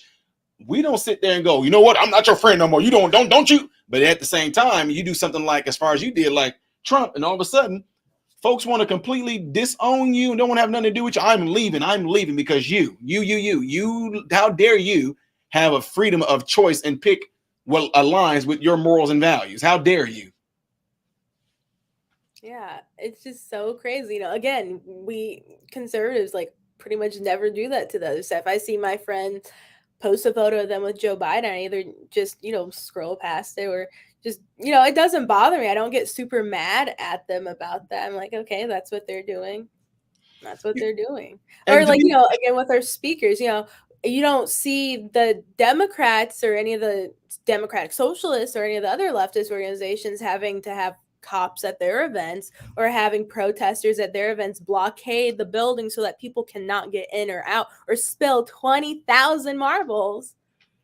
That was like the craziest 20,000 marbles. I want to know how they got in with that. They were just carrying like this big jar or what? Like, right. Or like, did everybody have, was it like, what, was there 100 students that had marbles all filled up in their backpack and they all just unzipped them? And but things like that just show me just how childish and things that they are like that, because I shared the stage with Alan West, and it was very great what he said. He inspiring words that he said, but I did see the video of him being there and how they acted towards him. And I'm just like, man, and here's the crazy thing. I tell them I know I'm different. I'm different. I'm no reputation. And what I mean by that, I'm not somebody that's scared of what my so-called association with whatever person I go and speak for, whatever organization I go and speak for. I'm not associated with none of them. In fact, they'll tell you the views that are expressed of how Ty is going to bring it. That's not our views, even though we agree with but they have to do that as a disclaimer. And what I say that for is that usually when I go to a place, I let them know, If guys, look, I already know y'all look me up on YouTube. Y'all seen some of my videos. Y'all seen some of the comedic things I do, blah, blah, blah. Y'all see where I stand on a lot of issues. I just say, be respectful. If you don't like me, you can tell me you don't like me. If you hate my guts, you can tell me you hate my guts. If you disagree with me, attack my talking points. But one thing you're not going to do is attack me, because I will attack back. And I don't care if it makes the worldwide news. I don't care. Yeah, we bring you to this report. Speaker Ty Smith went to an event at a college and he had a sign thrown at him, and the kid that threw the sign is now missing his ear and his nose. And I would be right there. Yep, I bit it off and I ripped this ear off. I told them not to touch me and they did it. Oh, well, label me how you want to, call me crazy, whatever like that. But they're going to see the very things that they do. There's somebody that can match that energy. You know, I'm just saying. So that's why I mean, and I stand, people still, they invite me to come and speak, and nothing ever happens to me to the extent to where I seen like with Alan West, where, you know, how he had to be, you know, pretty much pushed out of there like they did what's her name, Riley Gaines, how they did her and that everything. video is just insane. And then what happened with like the chairwoman too, how she had to be pulled into that bathroom, and what they were saying, they're like, where'd she go? We're going after her. She's our target. Like, it's horrible. Yeah. And, you know, terrifying, because it's like, how do you go back to school after that? You know, it's like I don't even know how to explain it, but it's just like, you know, we're just trying to get through school, and they, you know, make it so hard because they're, you know, constantly attacking us. Like, you know, it does impact us mentally, and it can cause a lot of stress. And it's like, you know, we have to push through all of this. It's just crazy. Yeah. So it's like, who's the one that's having the, you know, who's the one whose voice is being silenced, and who's the one that's actually literally going through the very things that they claim that they're fighting for as individuals like us? You know, who's literally going through it, and it's you. You are literally, like I mentioned earlier, you are literally living the experience of what our ancestors or our ones that made during the civil rights movement leaders went through. You going to school and having to worry about threats and everything like that. And I have a question too. Mr. Ryan, I see you in the background there. I see you back there. I'll bring you up here if you have something for Jasmine. But I'm gonna ask this real quick. Are there any other blacks that's part of the organization in Iowa where you're at? No, we do not have any other Black students involved in Iowa Young Americans for Freedom. Are there any Black organizations that's part of the Iowa campus? Like just Black organizations in general? If it's AKAs and Kappas or... Yeah, we have most of the sororities and fraternities. We have Black Student Union, which, you know, they kicked me off the executive board basically because of the group chat thing. What else? And then they also have like these safe space support group meetings for Black students. Oh, I don't know if we talked about this. They also have a Black Cultural Center on campus. They have one, you know, for the LGBTQ community, Asian and Hispanic. I think that one's put together. It's Asian and Native American. Then they have a Hispanic one. I think that's... I don't know. What about, is there a pro BLM, a pro NAACP?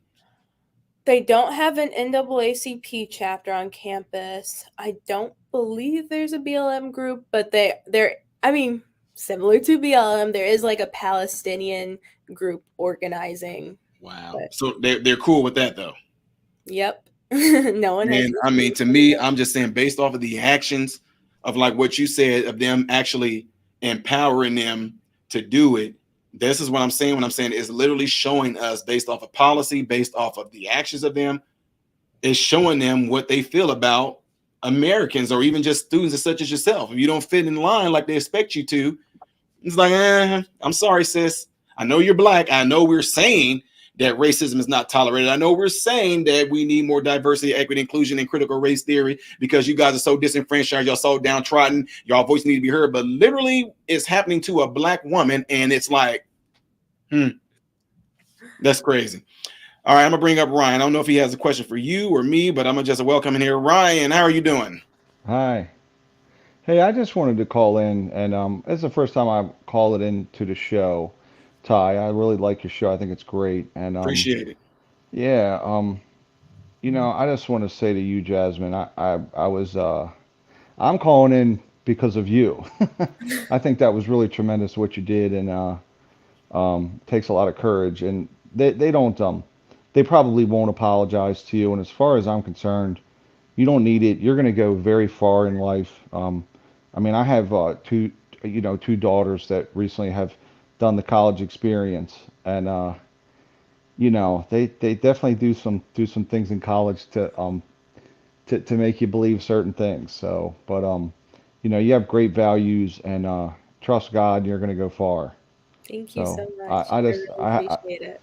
I had to call in. I was making pizzas, and I said, "Man, I got to call in there and tell her that." So, Oh, but you thank don't you. you these people think that men can menstruate. So, you don't. That's lunacy. You know what I mean? And you're fighting a religion. Like this progressive thing is a religion. It's like a cult.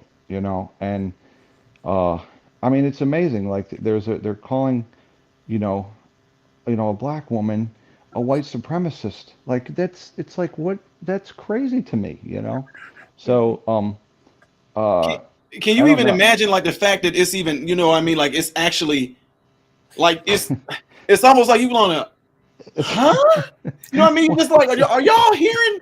Are y'all hearing what y'all are Yeah, saying? it's just not making sense, but people wholeheartedly believe and like Yes. spread this. And that's why I think it's a religion. I mean, like this whole progressivism thing that men can menstruate, and I'm like, what are you talking about? There's no through human history this has never occurred, right? And then men and women are equal in physically. Like no, like they have women that are playing that they want like these men that transition to play women's sports, and I'm like, if you look at just the bench press of like my bench press is more than like 100,000 women, and I'm just some average guy in the gym. You know what I mean?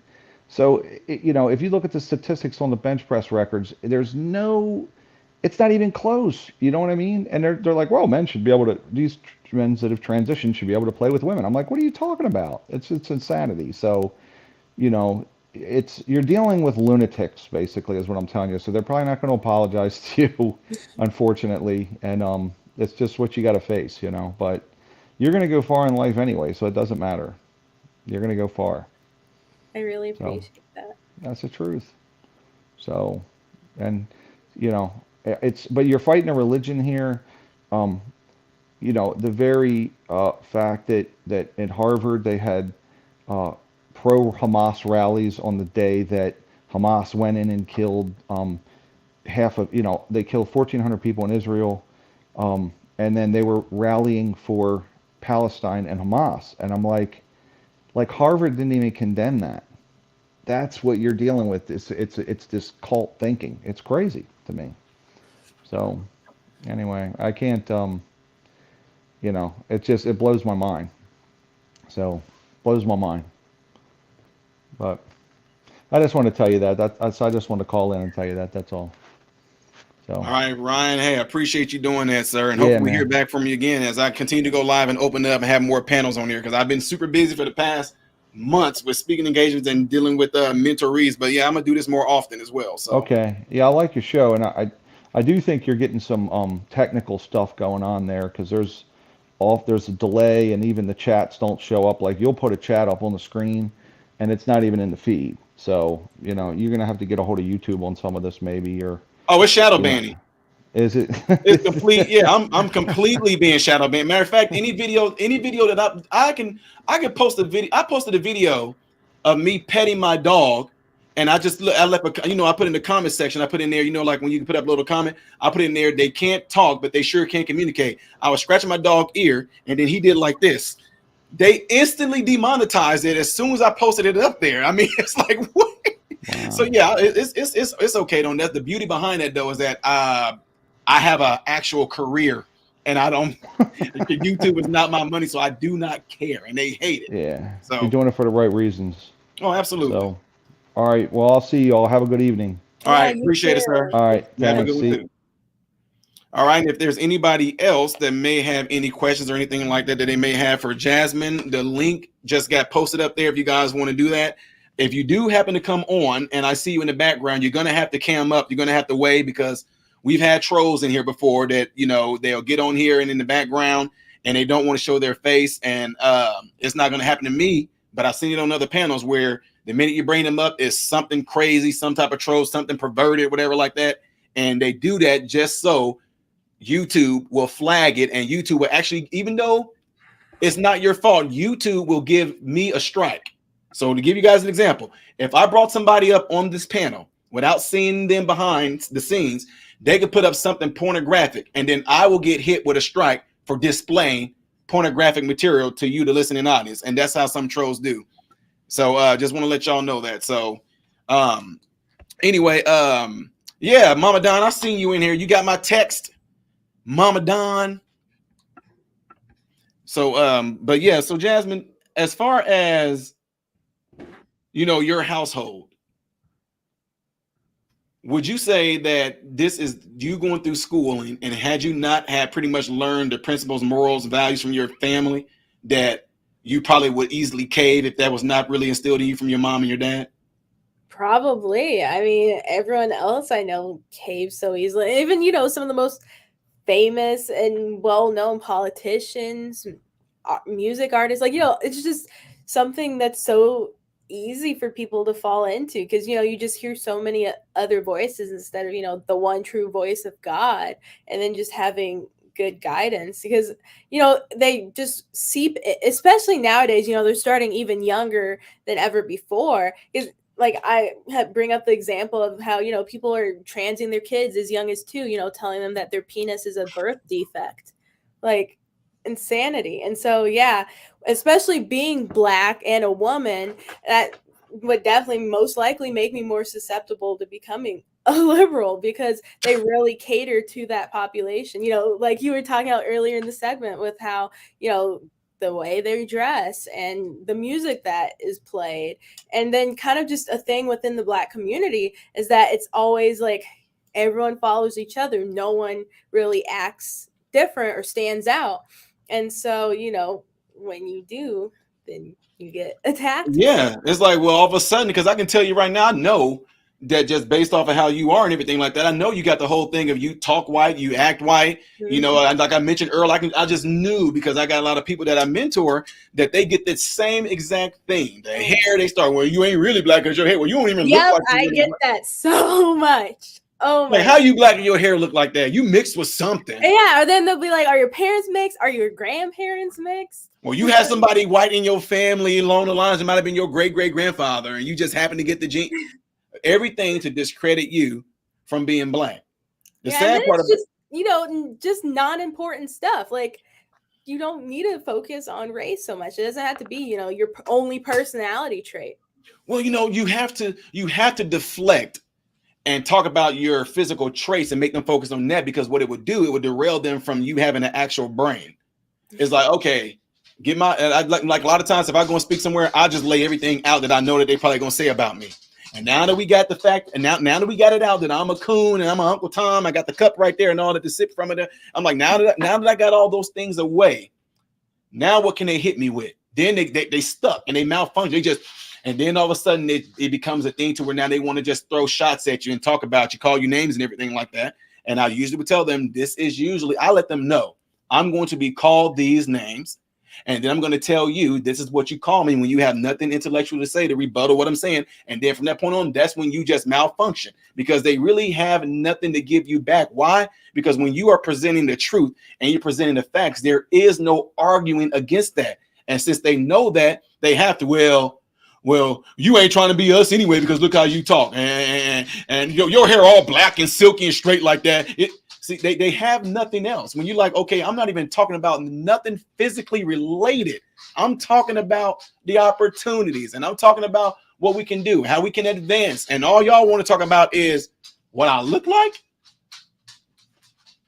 It's crazy. Yeah. There's like that quote where when come on up, reckless. Attack your character, that's how you know that you're right, because it's like they have no other arguments left. No. And I mean, and you know what's sad though, is that I mentioned it earlier. I told him, I said, I guarantee you, just based off me and your family, my wife and your mom, they talk a lot. And I just said, based off of me and your family, everything like that, I said, I know, and I mentioned it earlier, and it's the truth. I can say it to her face that you most likely going to have a traditional setup when you married, gonna have a great husband, gonna be a great wife, et cetera, et cetera. And the thing is that as life goes on and you get into that place, you're the one that's winning. But the ones who they expect you to look like and act like and be like, the sluttiness and all that, the twerking, the eyelash, the long hair, those ones, you never see them married and in long-term relationships at all. But yet they push you to be that way. So if they, to me, that's what I tell people all the time, look at what they're trying to tell you to do. If they're pushing you to be about that life and like that culture right there, and the end result is you being alone with a bunch of kids, that should tell you who really is for you and who's against you. Mm-hmm. It's crazy. Yeah. Reckless Ray, I saw you in the back there, sir. You said you was going to come up. I don't know if you got the link yet, or you might pop up there, but let me know. Because he's another one. I like Reckless Ray. He's pretty cool. If you have any questions for Jazz Reckless, let me know, sir. Well, you know what to do. Here he is. There we go. What's going on, man? Long time no hear. Dude, you haven't been live in a minute. I was like, I gotta tap in before my show. I was like, I gotta come stop in and say what's up to my homie. Yeah. Have you seen the video with Jasmine? No, but I was listening on my way home, and that is it's wild. And you know, it's interesting how once you have a dissenting opinion, the mob wants to turn on you. Like that's the funniest part of it. But I mean, you know, the truth is, though, this isn't a team. This is a country. This is America. I mean, you look at what's been going on with the conflict that everybody's talking about, and you know, I hope both teams win. I hope everybody has fun. And I hope that I don't have to pay for it, because as an American, I'm sick of paying for things that are not here first. They're currently undercutting us as Americans. And like, we can break this down. And what they've done is they've made this a team sport. This country does not run like that. No country runs like that. It's a weakening of our society is what's happening. We'll sit here and we'll go, oh, you know, like we shouldn't allow them to do this because it's outlandish and crazy. But at the same time, every time we fund a war, your money, MRM's money, my money, your wealth is being extracted from you via your buying power and sent to those countries. We've been funding Israel over $100 billion since they started filling that country with our money, but we're not supposed to talk about reparations. We've been paying reparations to them since they started immigrating to that country because they weren't there. With our money, we pay for that because our government does not make money. They utilize our money. We're the backers of those loans. We're the ones who service those loans. Anything that's not involved in this country that they're talking about, oh, we've got to send them more money, we've got to get them some help. No. People are starving here. Veterans are out on the streets here. Resources are being taken from people here. Look at what they're doing in Chicago. They're literally taking resources from our people. Man. To give to people that walked over here illegally just because it makes some people feel good, but who dies? Who gets to freeze now? Because they kicked Americans out of shelters to make room for those people. Where are they sleeping? What happens to them when it gets cold? Because they're not getting a tent city. They're not getting hotels. They're not staying at the police station. They're not staying at the schools. So, like, as much as I hate the stuff that the left does and the way that they do things and the way that they've started to navigate because they're being utilized more than we are, our team is trying to send money to Israel. Facts. That affects you. That affects us. And that's supposed to be the people that are aligned with our values that we voted in. And no one's holding them accountable either. But because the left is so outlandish, it's almost like a really good sleight of hand, because they're both doing the same thing. They're taking the wealth away from American citizens and extracting it and moving it offshore. exactly like what they told us that the immigrants that were coming here were going to do. This used to be a conversation in the 90s and the 2000s about why we weren't supposed to like immigrants because they extract wealth from this country. Well, our government, as of now, ever since this whole pandemic happened, has been extracting wealth from the citizenry of the people who elected them in. They have weakened us. They are continuing to weaken us. The agendas that they're putting forth are weakening us. And by us, I mean the US, us, as a country, as a nation, and as a civilization. And we're supposed to be the standard. I mean, just look at what they're doing. They're sending these kids. Women aren't coming out of college looking beautiful like you, girl. They're coming out with blue hair, 800 pounds, looking like mailmen, coming out looking like linebackers, and mad and angry at the people who made it so that they could be that way.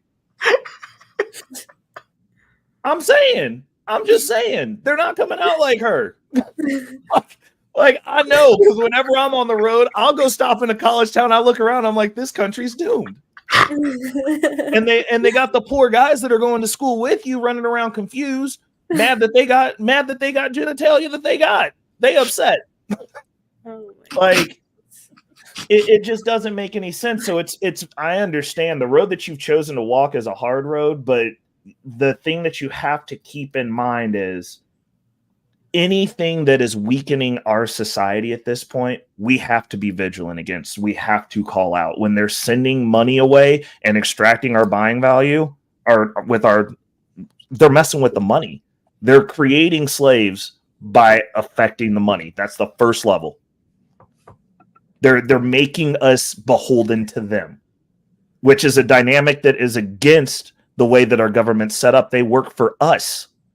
We are not beholden to them. They're beholden to us. And we keep acting like, oh, they've created a class for themselves in Washington that is separate from the rest of us.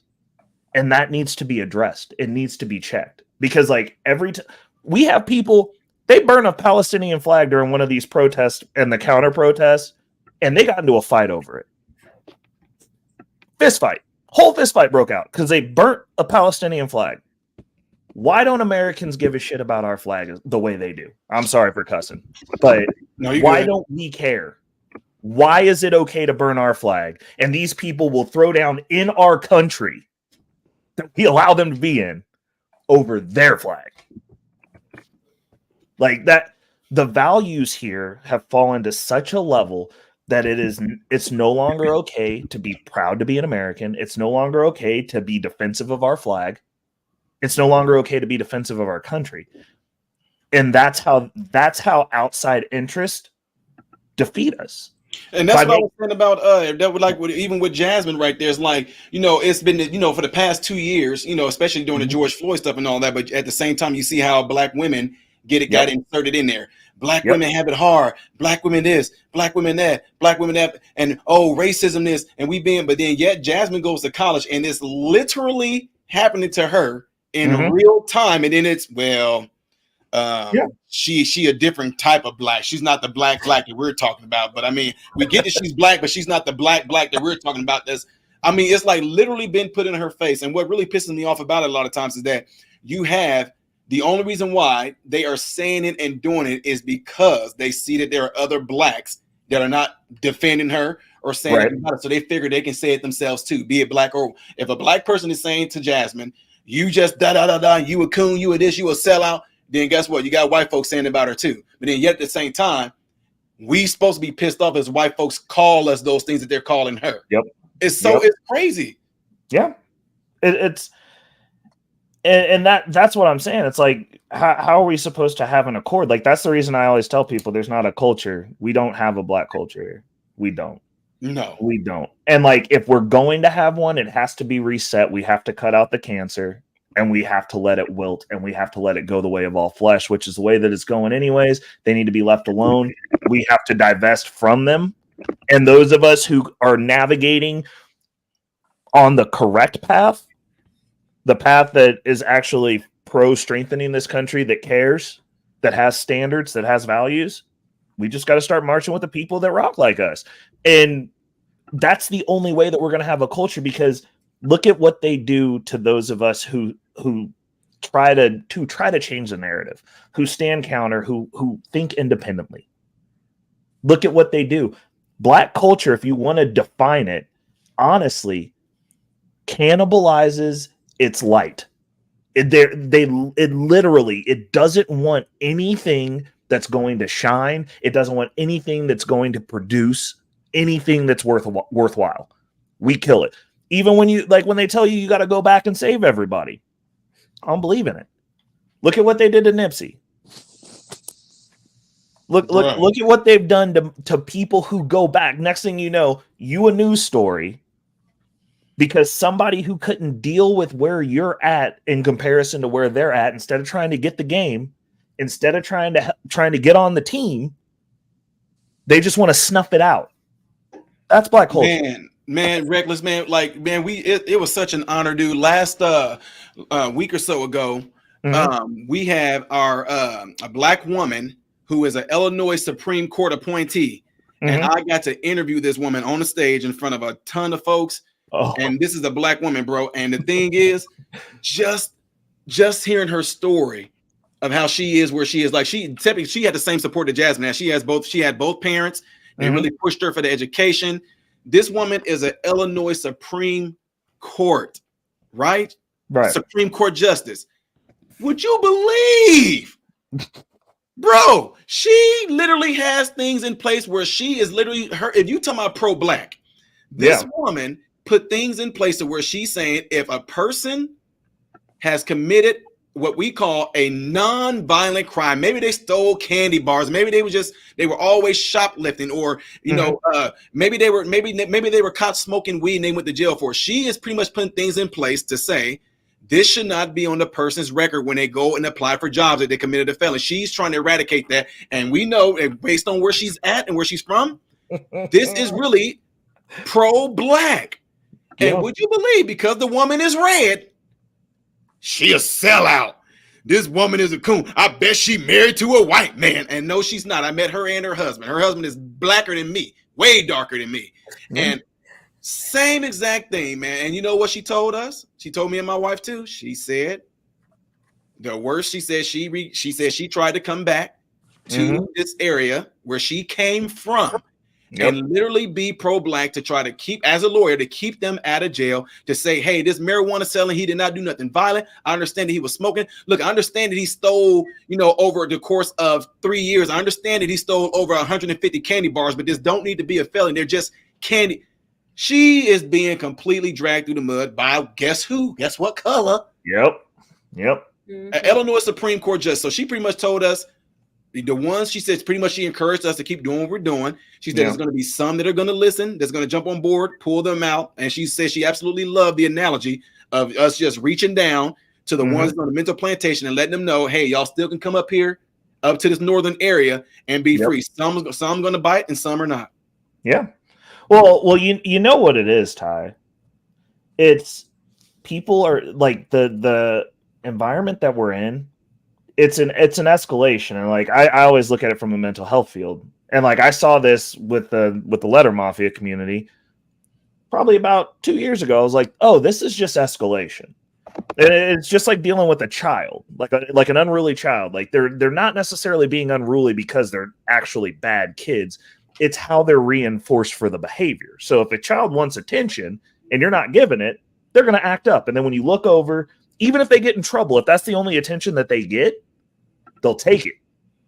So now you've got a child that perpetually acts up because that's the behavior that gets him attention, instead of going, are you trying to get it? Like, what's the reason here? Give them a little bit of attention and see if the behavior stops. Like we go, no, we're just going to discipline them. But like, think about it.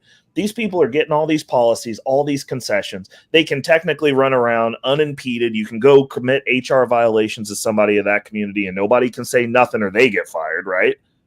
But it's never enough.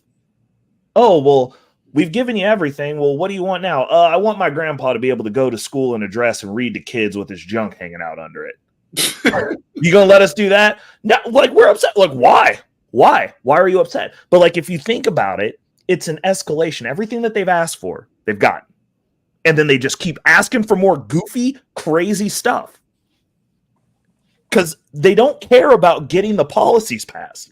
It's about the attention. It's You know about what? the, That's funny that you said it because Jasmine just got done saying how, Yeah. What was it, Jasmine? Yeah, You I confronted was thinking, I was like, this connects so well. You know, it's obviously broad, like you said, but it Yeah. translates directly to college campuses. 100%. They're because what going. did you say, Jasmine? You had some, you, what was it, the thing with the policy that happened with you? I know, but I'd rather have you explain. Yeah, so with Walsh, for instance, you know, the school released a whole bunch of pro-trans affirmations, like they were posting them on all their social media, saying like, you know, trans people are valid, trans people are welcome. But not only did they do that, you know, these are school departments, but they also had a week's worth of activities from hosted by like the Pride House, which is, you know, the cultural house for the LGBTQ community. Mhm. But they also had some other, you know, school organizations putting on things. So they had like different solidarity celebration spaces where everyone, you know, could feel safe with, you know, our event coming up and feel welcome. They even had one where they learned how to organize and begin protests. I was like, wow, that sure is nice. So yeah, a lot of the school, they also released statements. We had at least 12 student organizations condemning us and calling for us to be suspended from campus, just again because they said that, you know, we used a slur and thought that, you know, Matt Walsh was a fascist, a bigot, that typical stuff. They don't Dude, know the definition. I wish I would have known that he was up there. I would have came up for that. Like, to be honest, I was like, that's close enough. I was like, I would have drove up there. I was like, Wow. What was you about to say, I'm Mama older Don? than all of y'all, probably put together. No, I'm just kidding. But I remember a time along in the 70s, there was a TV show, y'all probably know it, Good Times. And there was an episode, and I was little, and I remember worrying about it. And I was like, I think it was Michael, the kid, he said, the school standardized test isn't fair to Black people because they're asking questions about things that, you know, we're poor. We don't have cup and saucer. How are we supposed to know that? I was poor too. I didn't, you know, we didn't have a cup and a saucer. We were, you know, but I knew what it was. And I was confused. And I said, how come they don't? And see, that's the whole thing with Democrats. They always, I guess, put Black people or minorities in a box and say, this is all you can do. You can't do anymore unless we help you. And to me, that's more racist than anything anybody else has ever done, is when you tell someone because of your skin color, you're not able to succeed unless me, a white person, helps you. And it's been like that since way back then. I mean, until America is really, truly equal, and I mean everyone equal, not, you know, we're giving special treatment to certain people because of who they have sex with. That's ridiculous. Who cares? I don't care. Just keep it at your home. I don't care. But that's what we're doing. We're sitting there saying, hey, I'm going to let you have this because you have sex with someone who's, you know, got the same gender as you, or don't have a gender, or I don't know, confused and think they're a monkey or a elephant or something. I don't know. Whatever they're, what are they called? Furbies or something? oh, I'm like, it's gone too far. If we don't, you know, just turn back to common sense, our country's gone. It's done for. And like you were saying about the money, people who actually pay taxes, like me, I hate it because I know where my tax money goes. And it's not to anything that I want or my family needs or anyone I know needs. I would rather be able to say, hey, I want to donate my money to this or this or this. I don't care that Michelle Obama, who's almost a billionaire, has a state park. I don't care. I don't want to give her my money. But our money goes to that. Our money goes to Ukraine, which is a bunch of Nazis, if you ask me. facts. But, you know, that until our country gets back to common sense, we're doomed. And I don't know that we will. Yeah, I mean, well, you know what else is funny? Like in regards to your point about the Democrats and how they like to put black people in a box and it's racist, because actually it is. The reasoning behind it. Like, have you ever honestly, have you ever talked to a Democrat anyone who's black? Because I've talked to a bunch of liberals that are in a better position than you, that are trying to actually have that conversation, because like I haven't, and like normally the conversation boils down to like, well, I understand you think I'm a victim, but I wouldn't trade places with you because my life's better than yours and I'm wealthier than Wow. you. Like I'm like, who are you talking to? Like, you're talking outside of your class if you want to be technical, because like if we're having a better like I'm better than you at literally everything, so where's my victimhood at? Tell me. Like, because like I honestly feel like most of those conversations where those people are ardent and want to argue with you about it, they want to feel superior than someone else. So them having to help you, them being able to tell you you're a victim, makes them feel better. Wow. They're very superior to everyone else. Like, yeah, oh, I can help you because, I know more than you. You didn't have the same girl. You know what? There was a girl I went to school with.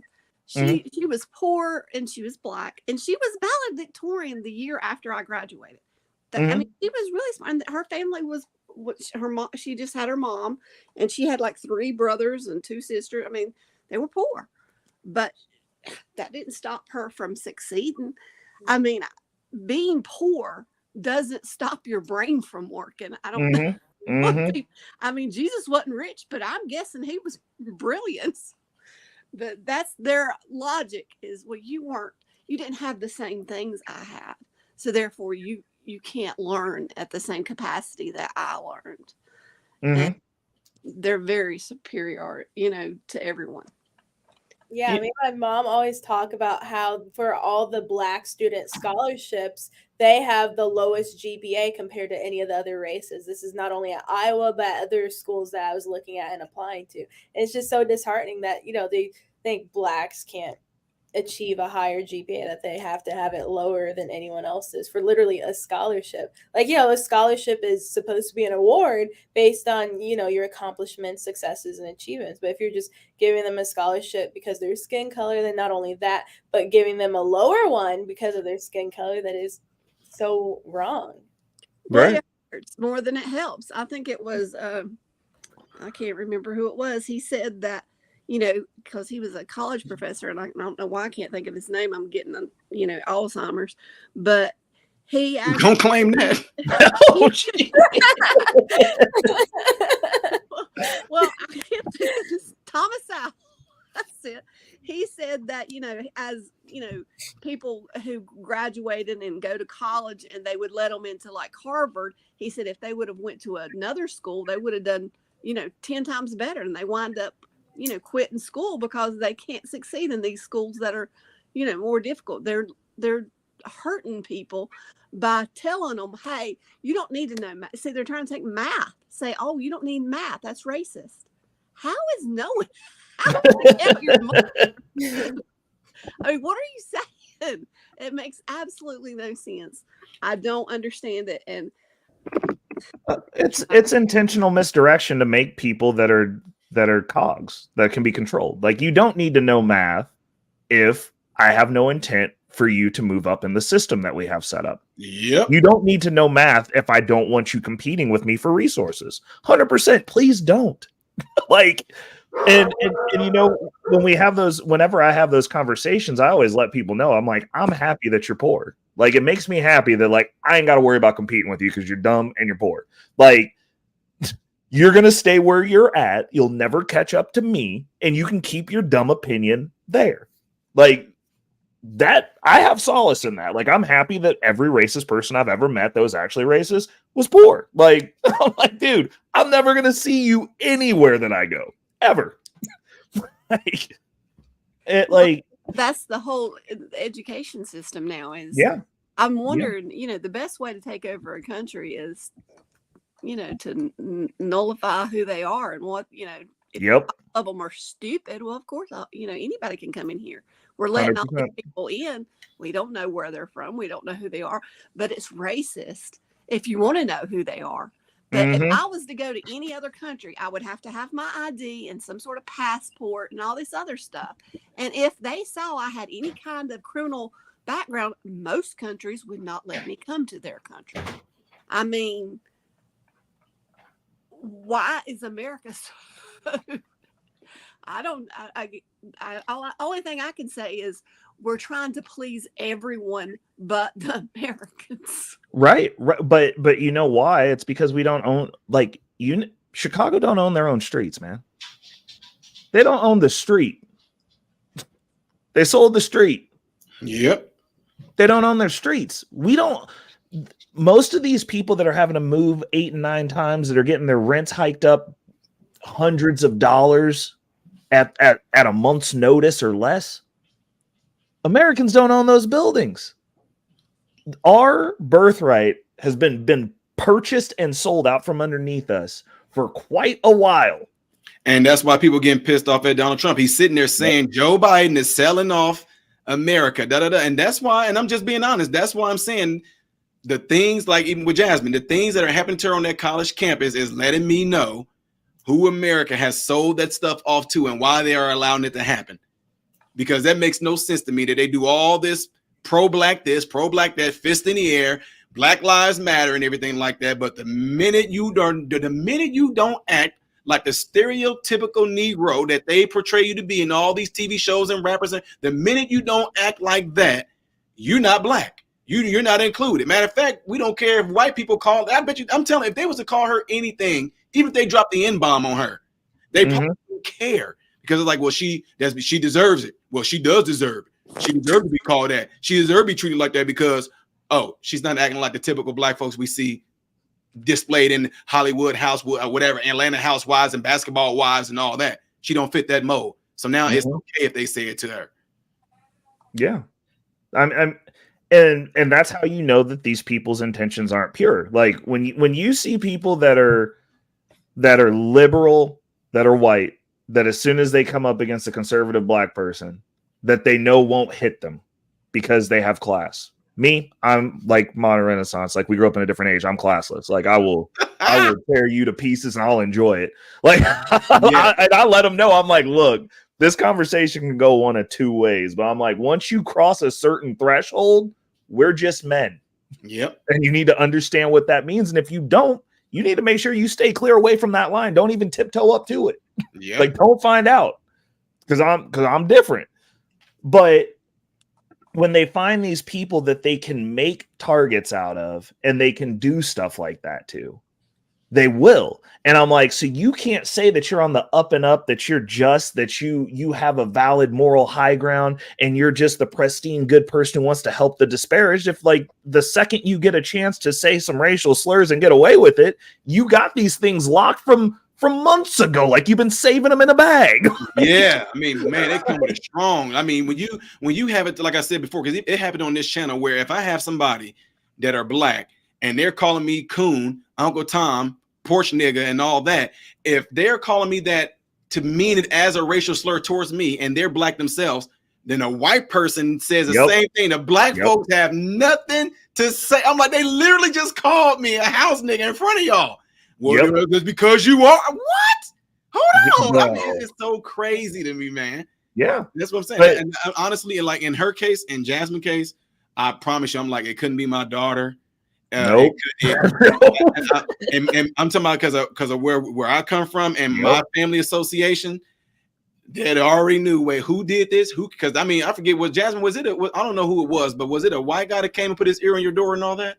Well, it was a trans person. It was a guy who claimed to be a woman, but he is. No, that was a white dude in a dress. Let's call it what it is. Go ahead, proceed.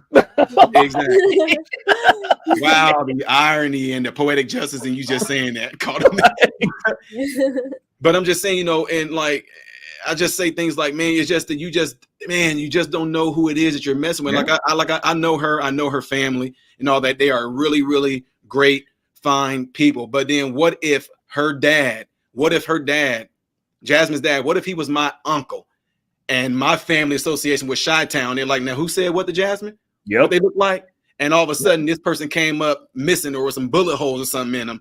I'm just saying. That's why I said people, y'all. It's going. Somebody gonna. It's getting to the point to where they have pushed certain individuals into their corner, and now you're seeing those people like the own bodegas. They are tearing folks up with bricks and sticks, and they grabbing women and sumo suplexing them and everything. People at a point to where, hey, it's starting to swing the other way, man. Well, no, and the thing is, it's like we, and this is the thing.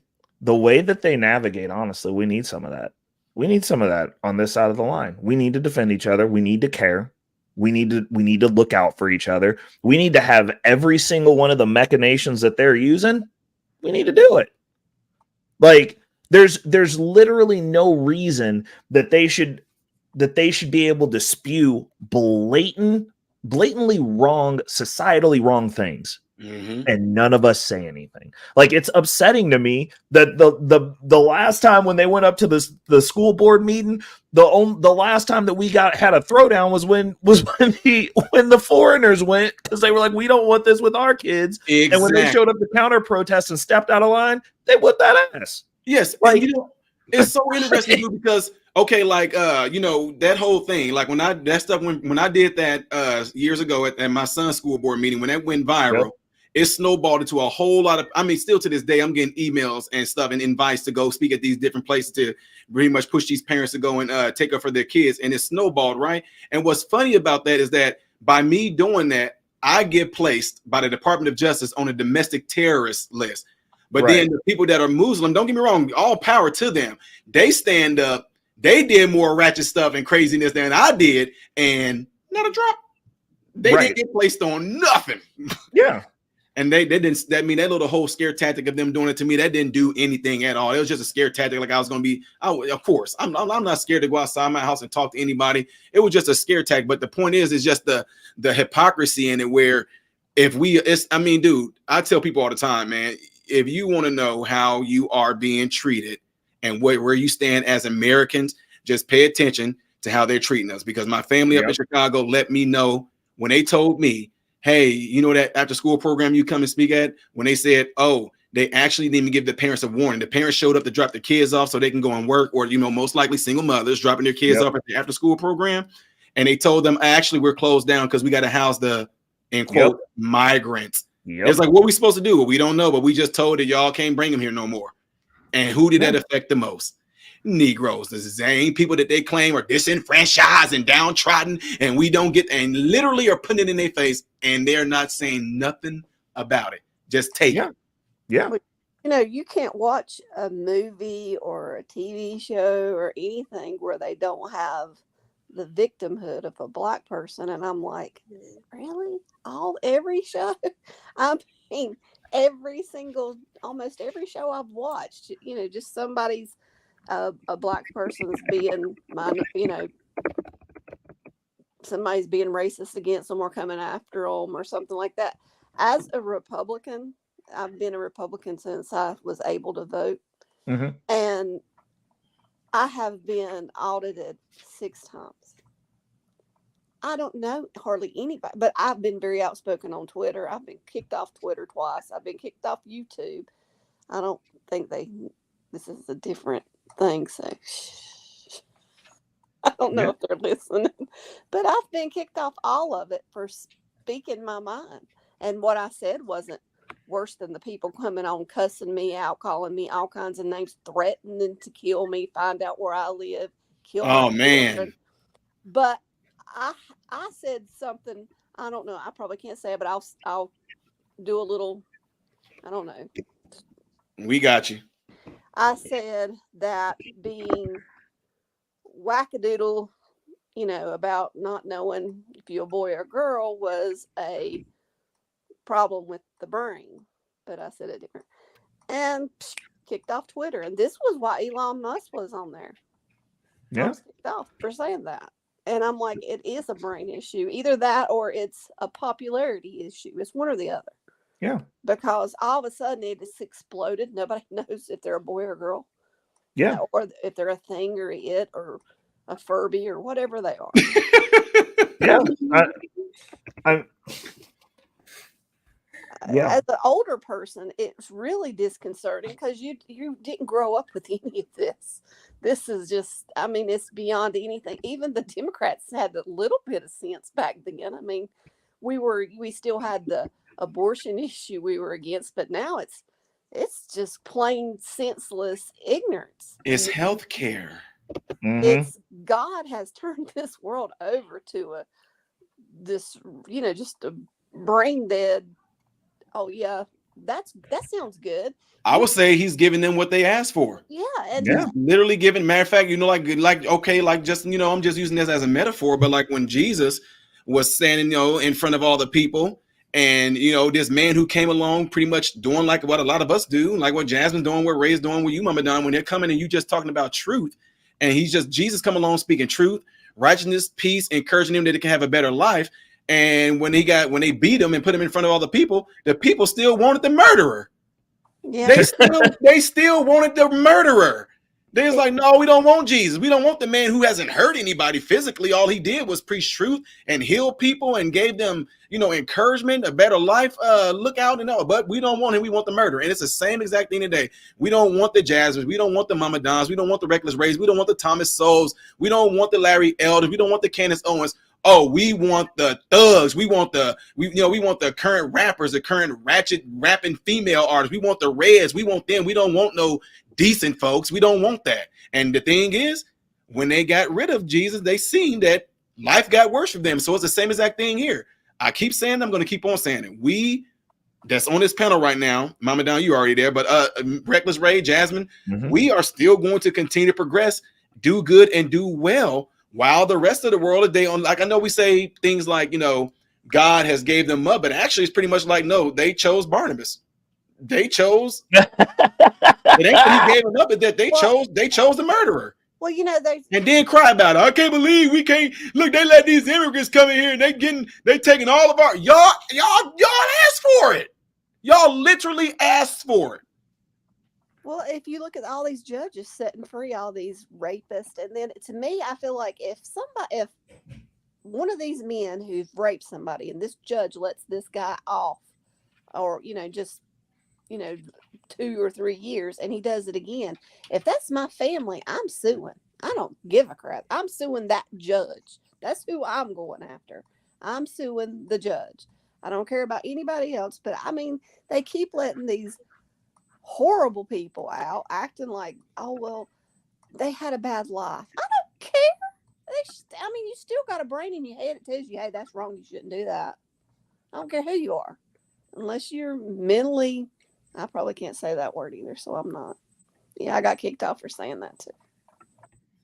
Well, supposedly things have changed when it comes to that, Mama Don. Matter of fact, I think there's some proceedings going on right now with them actually going after Biden administration for actually censoring people with free speech and thing that they're saying on here. Because I mean, it doesn't make sense. You can sit up here and play videos of saying I'll kill a nigga. Even the fact that I'm even to say it right now, I'll kill a nigga, I'll smoke a nigga. I can say all that. But the minute you say y'all have actually gender dysphoria, and all of a sudden the stream, Mama Don, you remember Mama Don is old school with me. So Reckless Ray, y'all, she's been with me. She actually is the first person that I've ever talked to. Once I started YouTube, she's the very first person that I've ever talked to. So she can tell you about nights where Mama Don, am I lying? When we talked about Jesus, the stream would just start messing up. What? Dude, many nights, Reckless Ray. The minute I start talking about Jesus and we talk about God, the stream started just completely buffering. And then all of a sudden, there's been times where I just completely got cut off. Oh, wow. That's crazy, man. That is crazy. Well, that's what I'm saying. You can sit there and talk about Muslim religion. You can talk about Buddhists. You can talk about Satanists, but you can't talk about Jesus. They don't want to hear it. They don't want to hear it. I don't know. But like I said, I've been audited like 6 times. And when you make a certain amount of money, they go after you anyway. They got to make sure, that you're paying your fair share. I pay more in my husband, I don't work anymore, but my husband pays more in taxes than most people make. And when I have to pay that, it actually hurts me when I go when I go see our accountant. I'm like, I don't even know if I want to know, how much more we owe. We done pay, 110,000. How much more do I owe? Right. It's always more. It's never it's never to the good for me. And Well, then people who don't work at all, don't make anything, don't pay anything, get back $10,000, and I'm like, how do you do that? well, it has to be more. I mean, we've got so many wars that we have to fund. Yeah, and it's just Right. Like you gotta pay your fair share, right? I pay more than my fair share. Well, see, you don't just pay your federal, you pay your state, you pay your Medicare, you pay your Social Right. Security, you pay that FICA or whatever that is. And then every single time you buy something with that same check that's already been taxed, Yep. you pay Yep. more taxes. Yeah. And then I have paid more taxes on that same check for, property taxes, or just, it's ridiculous. I hate taxes. If it were up to me, I'd abolish the IRS. That's what I would do. Isn't that what I think was it Trump that was calling to do that? Yeah, they need. Wasn't he calling to do that? Like if he gets back in, he's going to try to abolish it. Yeah. They're going after. I don't care what anybody says. They know whether you're, because most of the time when you fill out that little paper when you register to vote, you put whether you're a Republican or whatever, and they know. The IRS knows that. So I think they go after certain people. I know I've been after enough. Every time. No, that's what I'm saying. That's what's really funny about that, because even in her case, I think, what did you say, Jasmine? The minute they saw a picture of you with Trump, you instantly lost 300 somehow. Yeah. You have to be careful. I mean, they'll probably go after y'all too. I mean, you just don't. When you start making a certain amount of money, they're going to come after you because they know you're a Republican. I don't care what anybody says; they're going to do it. They'll do it if they see you. If you are out there at all, like I said, I've been kicked off all these Facebook, all of them, for just telling the truth. Twitter 2 or 3 times. I don't know how many times on here. I got kicked off my son's. I used my son's account and got kicked out. So I mean, you have to be careful, because once they find out who you are and that you're a Republican, they'll go after you. The FBI's went after certain people. I mean, you just don't know. Like if I was to go and rally against abortion or whatever, who knows? The FBI could be at my door like it was that one man's. You just don't know. Being a Republican is dangerous nowadays. That's crazy. She knows. She knows. She's like, I went through it just because of the way you vote, which is, why do you care how I vote? Just worry about how you vote. Exactly. And let the chips fall where they may. See, that's hard to do though, because she don't fall into the mold of what they expect a lot of Negroes to fall into. Again, they're trying to tell you how you should think, how you should act, and put you in a box and tell you can't do this. This is all you can do right here. This is it. Because you're a Black woman and that's it. This is what you can do. It's racist, but they don't even see it. Absolutely. Yeah, because they think Black people can't be racist. But they're always racist, towards white people. And they get away with it. Well, my daughter-in-law's Black. And she knows I love her today. I love her so much. I just adore her. She's sweet, but she has people who do not like her because she does not talk the way they think she should talk. Yep. Went to college and they hate her.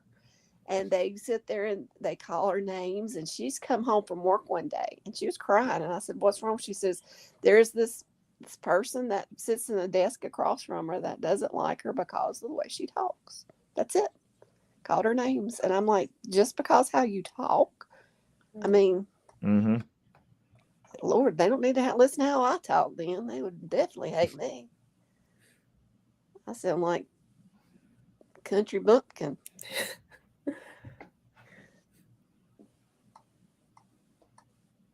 Oh, I'm sorry. I'm sitting there reading. I didn't know something was going on in the back chat. I just caught this. I was like, boys just hanging out back there. Like, why are you just back here? Oh, I didn't even know. Oh, I didn't even see that. I'm sorry. I'm sorry.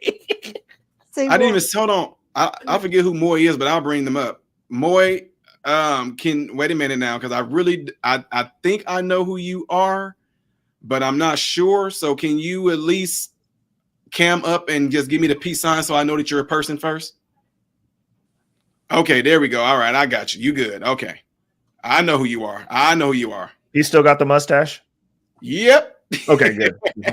All right, boy. You don't know how long you've been listening, but I'm sorry I didn't catch you in the background there, man. I didn't even scroll down to see that somebody was in there. Which Oh, it's all good. You had it in the chat, but I didn't know if it was only for specific people. I'm sorry if I'm interrupting. Oh no, you good. I'm not like that. I don't have the whole thing where I have people pay me and all that stuff to do. I'm not there. No. Come on now, Todd. You know that I gave you slipped you some money to let me on here.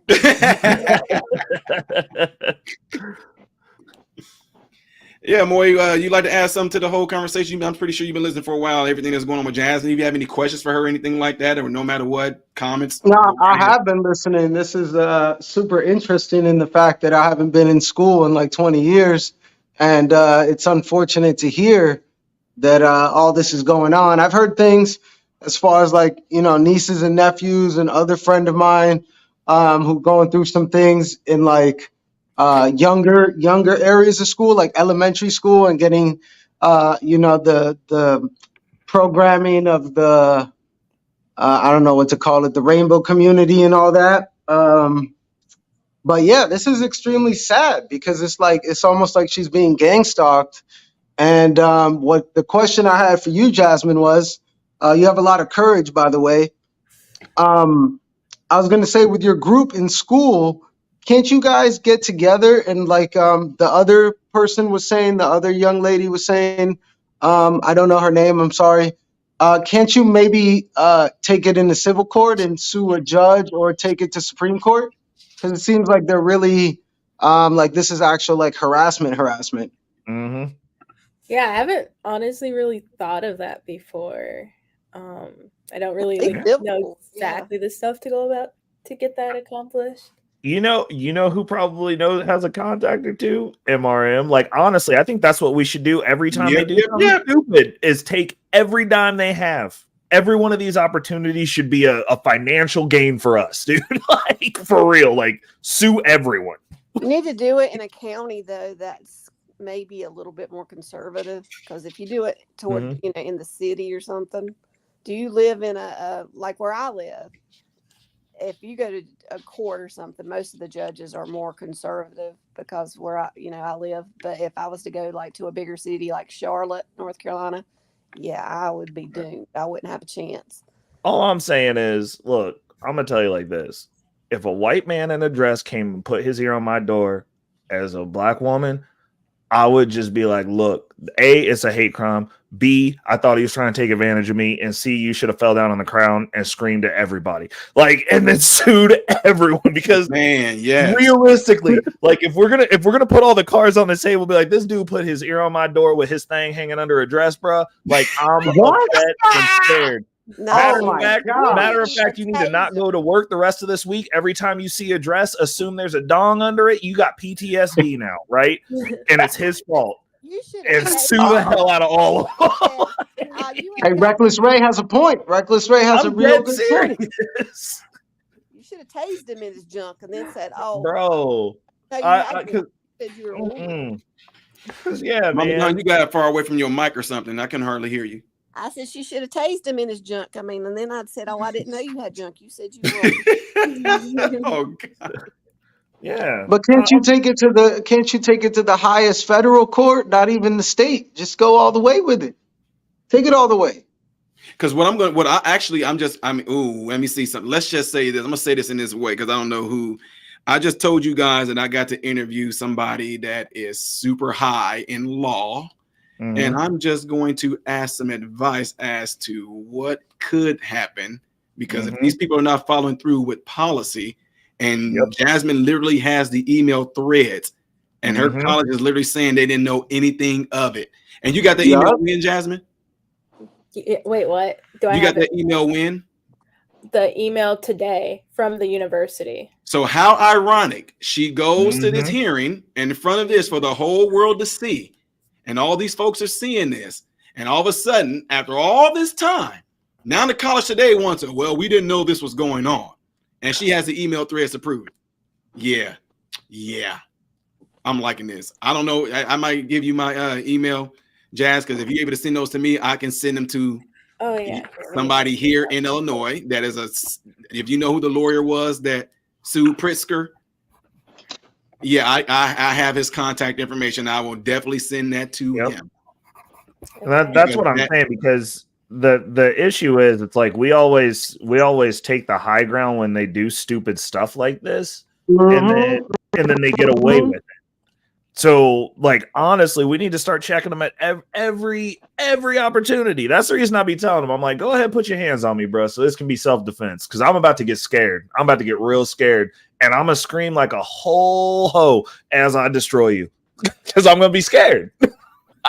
But you know what? It needs to go to these higher levels also, so it could get more attention, so things can start changing from the inside out. Because honestly, 20 to 40 years, if this continues, it's going to have some horrible effects for everybody. I mean, like, I can't believe children are going through this stuff. And I know you're not a child, Jasmine, but I just mean from all the school level up, they're going through this indoctrination. And it's like, man, school should be for education. That's it. Logic. Facts.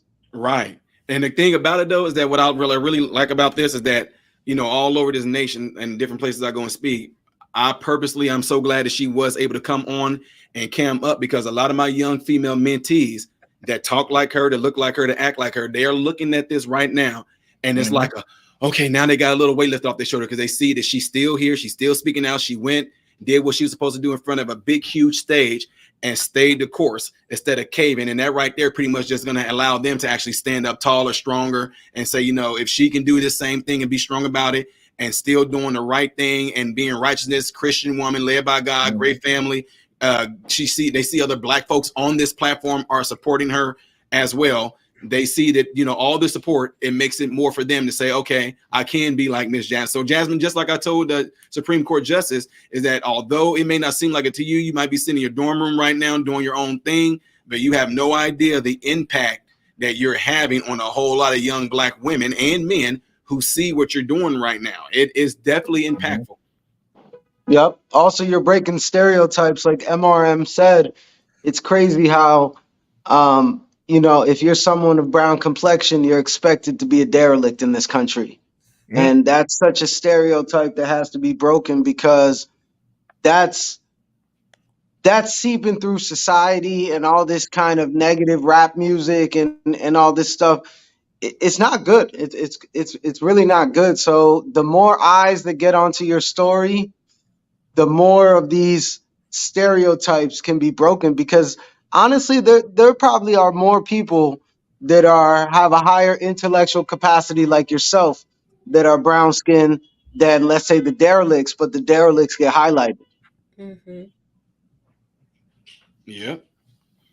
Yeah, so this has been absolutely 100% phenomenal. It's coming upon 6 o'clock. So what I'm going to do, I'm have y'all do some closing words. And I promise you, as soon as I get off of this, I'm calling Candace Owens and I'm calling Brandon Tatum and letting them know we just did this live, so they can get a hold of you, Jasmine. And that is so wonderful. Yeah, that's what's getting ready to happen. So yeah, that's what we're getting ready to do. So whoever wants to start, Ray or Moe, whichever y'all want to have some closing words, I'll let y'all do it, and then I'll let Jasmine end it, and getting ready to make these phone calls. I'll go ahead. First of all, MRM, it's good to see that you're back out here on these lives. I'm obviously, I had to stop through to support. And thank you for letting me up. And thank you so much for bringing this to the world's attention, because it's important. Jasmine, very brave. Stay the course, stay doing what you know is right. Like that really shouldn't be something that we have to pat people on the back for, but like, you're performing your civic duty. More people should take your stance and follow your lead. Secondly, this isn't okay. Like, honestly, like we need to have like a list of people where if some man in a dress comes up to Jasmine's door and puts his ear up to it, she needs to make a call. Cause like, I'll drive up there and handle that personally. Like, this isn't okay. These people need to understand that there are those of us who are out here that are on this side of the line that understand that's not okay, that came from a background of dealing with people who do messed up stuff like that to a woman. Like, and I don't care if you got a dress on, you not one, bro. You got the same stuff I got. We's men's. You're dealing in a men's realm now. This isn't okay. And like, I used to go up there. Like, one of my crewmates used to go to that school. I used to go up there all the time. Never saw anything crazy like what she's describing. Like, I'm very familiar with that state and city. And it's so sad to me to see that that's the state that it's in now. Like, we have to start defending our own. We have to start taking these things seriously. That was a threat on this woman's life, her safety. Anything could have happened if he would have got in that door. Because it's a man. Mm-hmm. This isn't okay. This isn't something that should be accepted. Everybody needs to be screaming to the ceiling about this. And honestly, like I was saying, like, it's good that MRM has taken the torch, because legally something needs to be done about this.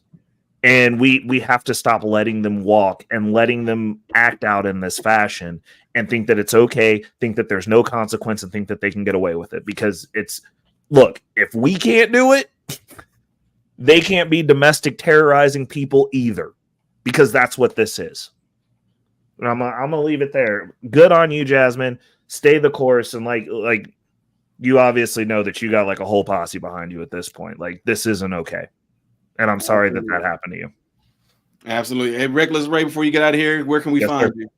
Oh, you can find me over at Reckless Ray Dinero. I'll be going live here in about 30 minutes for Guns and Butter. We normally talk about money, politics, little bit of relationship in there. But yeah, anywhere that you look, Reckless Ray Dinero, that's where you'll find me.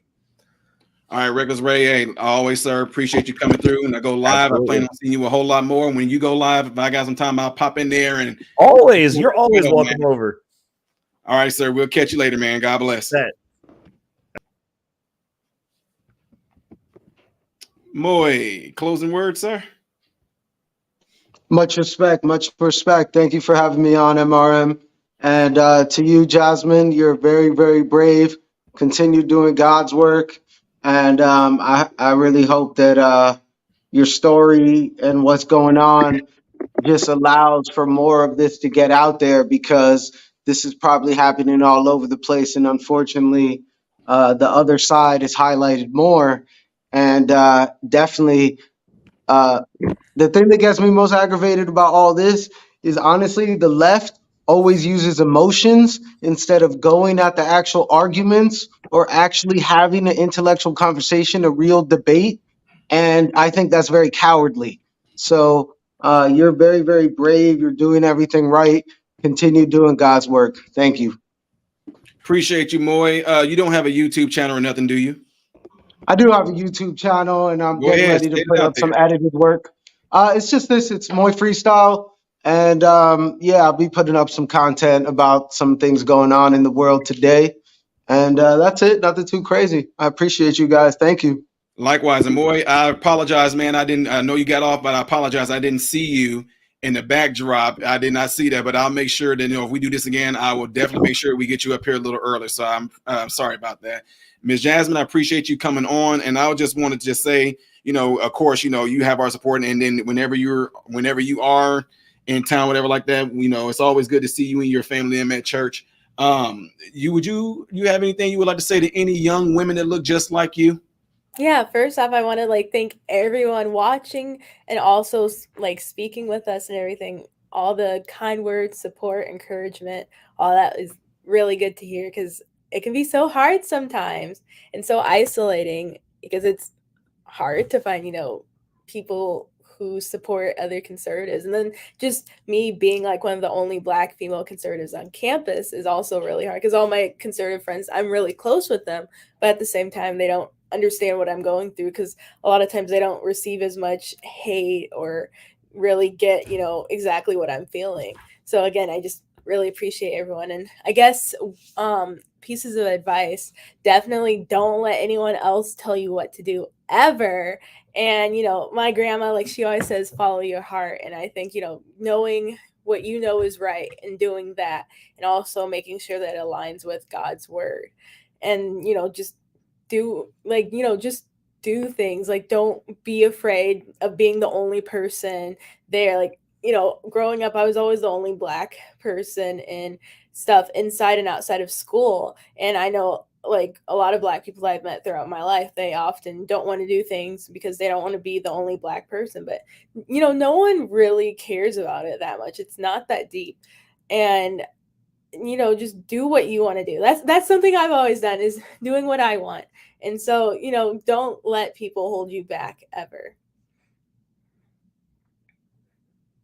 Oh yeah, and thank you for having me on, Ty. Oh, absolutely. Now, from the first time we met, this is just a matter of time before this is going to happen. So it's definitely all in God's time and in His plan and everything like that for all of it to fall into place like this. So no, I really, really appreciate even having you on. I'm pretty sure that in the near future, I'll be shooting you texts if we're going to be talking about certain subjects or whatever like that, or even if there's other panels that may be going on that I think that would be a good fit for you to go on there and be a great representation of Black women. I definitely would be able to just kind of let you know and send the link to you and let the person that's actually hosting the particular channel know, like, you would be a great person to have on there as a panelist. I will be doing that. So yeah, definitely going to constantly keep praying for you guys, and you keeping this up. You have my support, and like I said, I'm going to make a few phone calls, and you're about to have a whole lot more support. So we'll be talking to you, sis. Thank you. All right, take it easy, Jazz. You too. Bye. Goodbye. All right, folks. Appreciate you guys all tuning in. That was really a great show we just had here. Yeah, this right here, folks, what we just seen right here, for her to have this bravery to actually confront the situations that's going on in her college and actually calling them all out. This right here is a prime example of why America is great, ladies and gentlemen. She is a prime example. What our forefathers did and what they stood up against is exactly what Jasmine is doing right now. Because guess what? For America to exist right now, it took individuals that had bravery, that had a heart, that had an intellect like she did. The fact that we are even here right now having this freedom of speech to talk, well, to an extent on these YouTube streams, but the fact that we are here in America being great like we are, it all came from individuals that has the same mindset, to where we did not want to be ruled by a majority like the British Empire. We were tired of being ruled by them. We were tired of doing what they wanted us to do. We were tired of being told what to do and how to do it, when to do it. And we decided to do our own thing, even though that was a very minority of people that decided to do that. That right there is an example of what I'm talking about. And this was just an awesome stream, a very awesome stream. I appreciate the support, appreciate the super chat. James Rich says, miss you, miss, you're a gem. He said, I'm sorry, he didn't say miss you, I messed up. James Rich said to Jasmine, he said, miss, you're a gem, never change, big ups. Ty, I don't know if you're saying big ups, thank you, but James Rich, I appreciate that. And Magic Man said, your forefathers were slaves. Yeah, you don't know your history. That shows right then and there, because if you knew who the Constitution writers went to get advice for when they wrote the Constitution, you would realize those people that they went to for advice were ministers, and they were Black, and they were not slaves. Nice try, though. Anyway, appreciate you guys all being in here. Make sure you give the video a thumbs up, and make sure to go over there and check out Reckless Ray on his channel. He's getting ready to go live right here. Make sure you go check out Reckless Ray on his channel and see what that's about over there. And I appreciate you guys all being in here. And like always, I hope and pray that every last one of you guys have food, shelter, and clothing. And most of all, I got to hit Reckless Ray again. He's want to support the channel. Reckless Ray with the $10 super chat. Really appreciate you there, sir. And the support of the channel. Another shout out to James Rich. Shout out to my moderators who came in here today. Red, thank you for coming in here, sis. And also Fado, I appreciate you guys coming in here and holding down the fort and everything, making sure that this is a place where all comments are welcome as long as there is respect. All right. With that being said, folks, I hope and pray that every last one of you guys have food, shelter, and clothing. And most of all, I hope and pray every last one of you guys are in great health, mentally, physically, emotionally, and spiritually.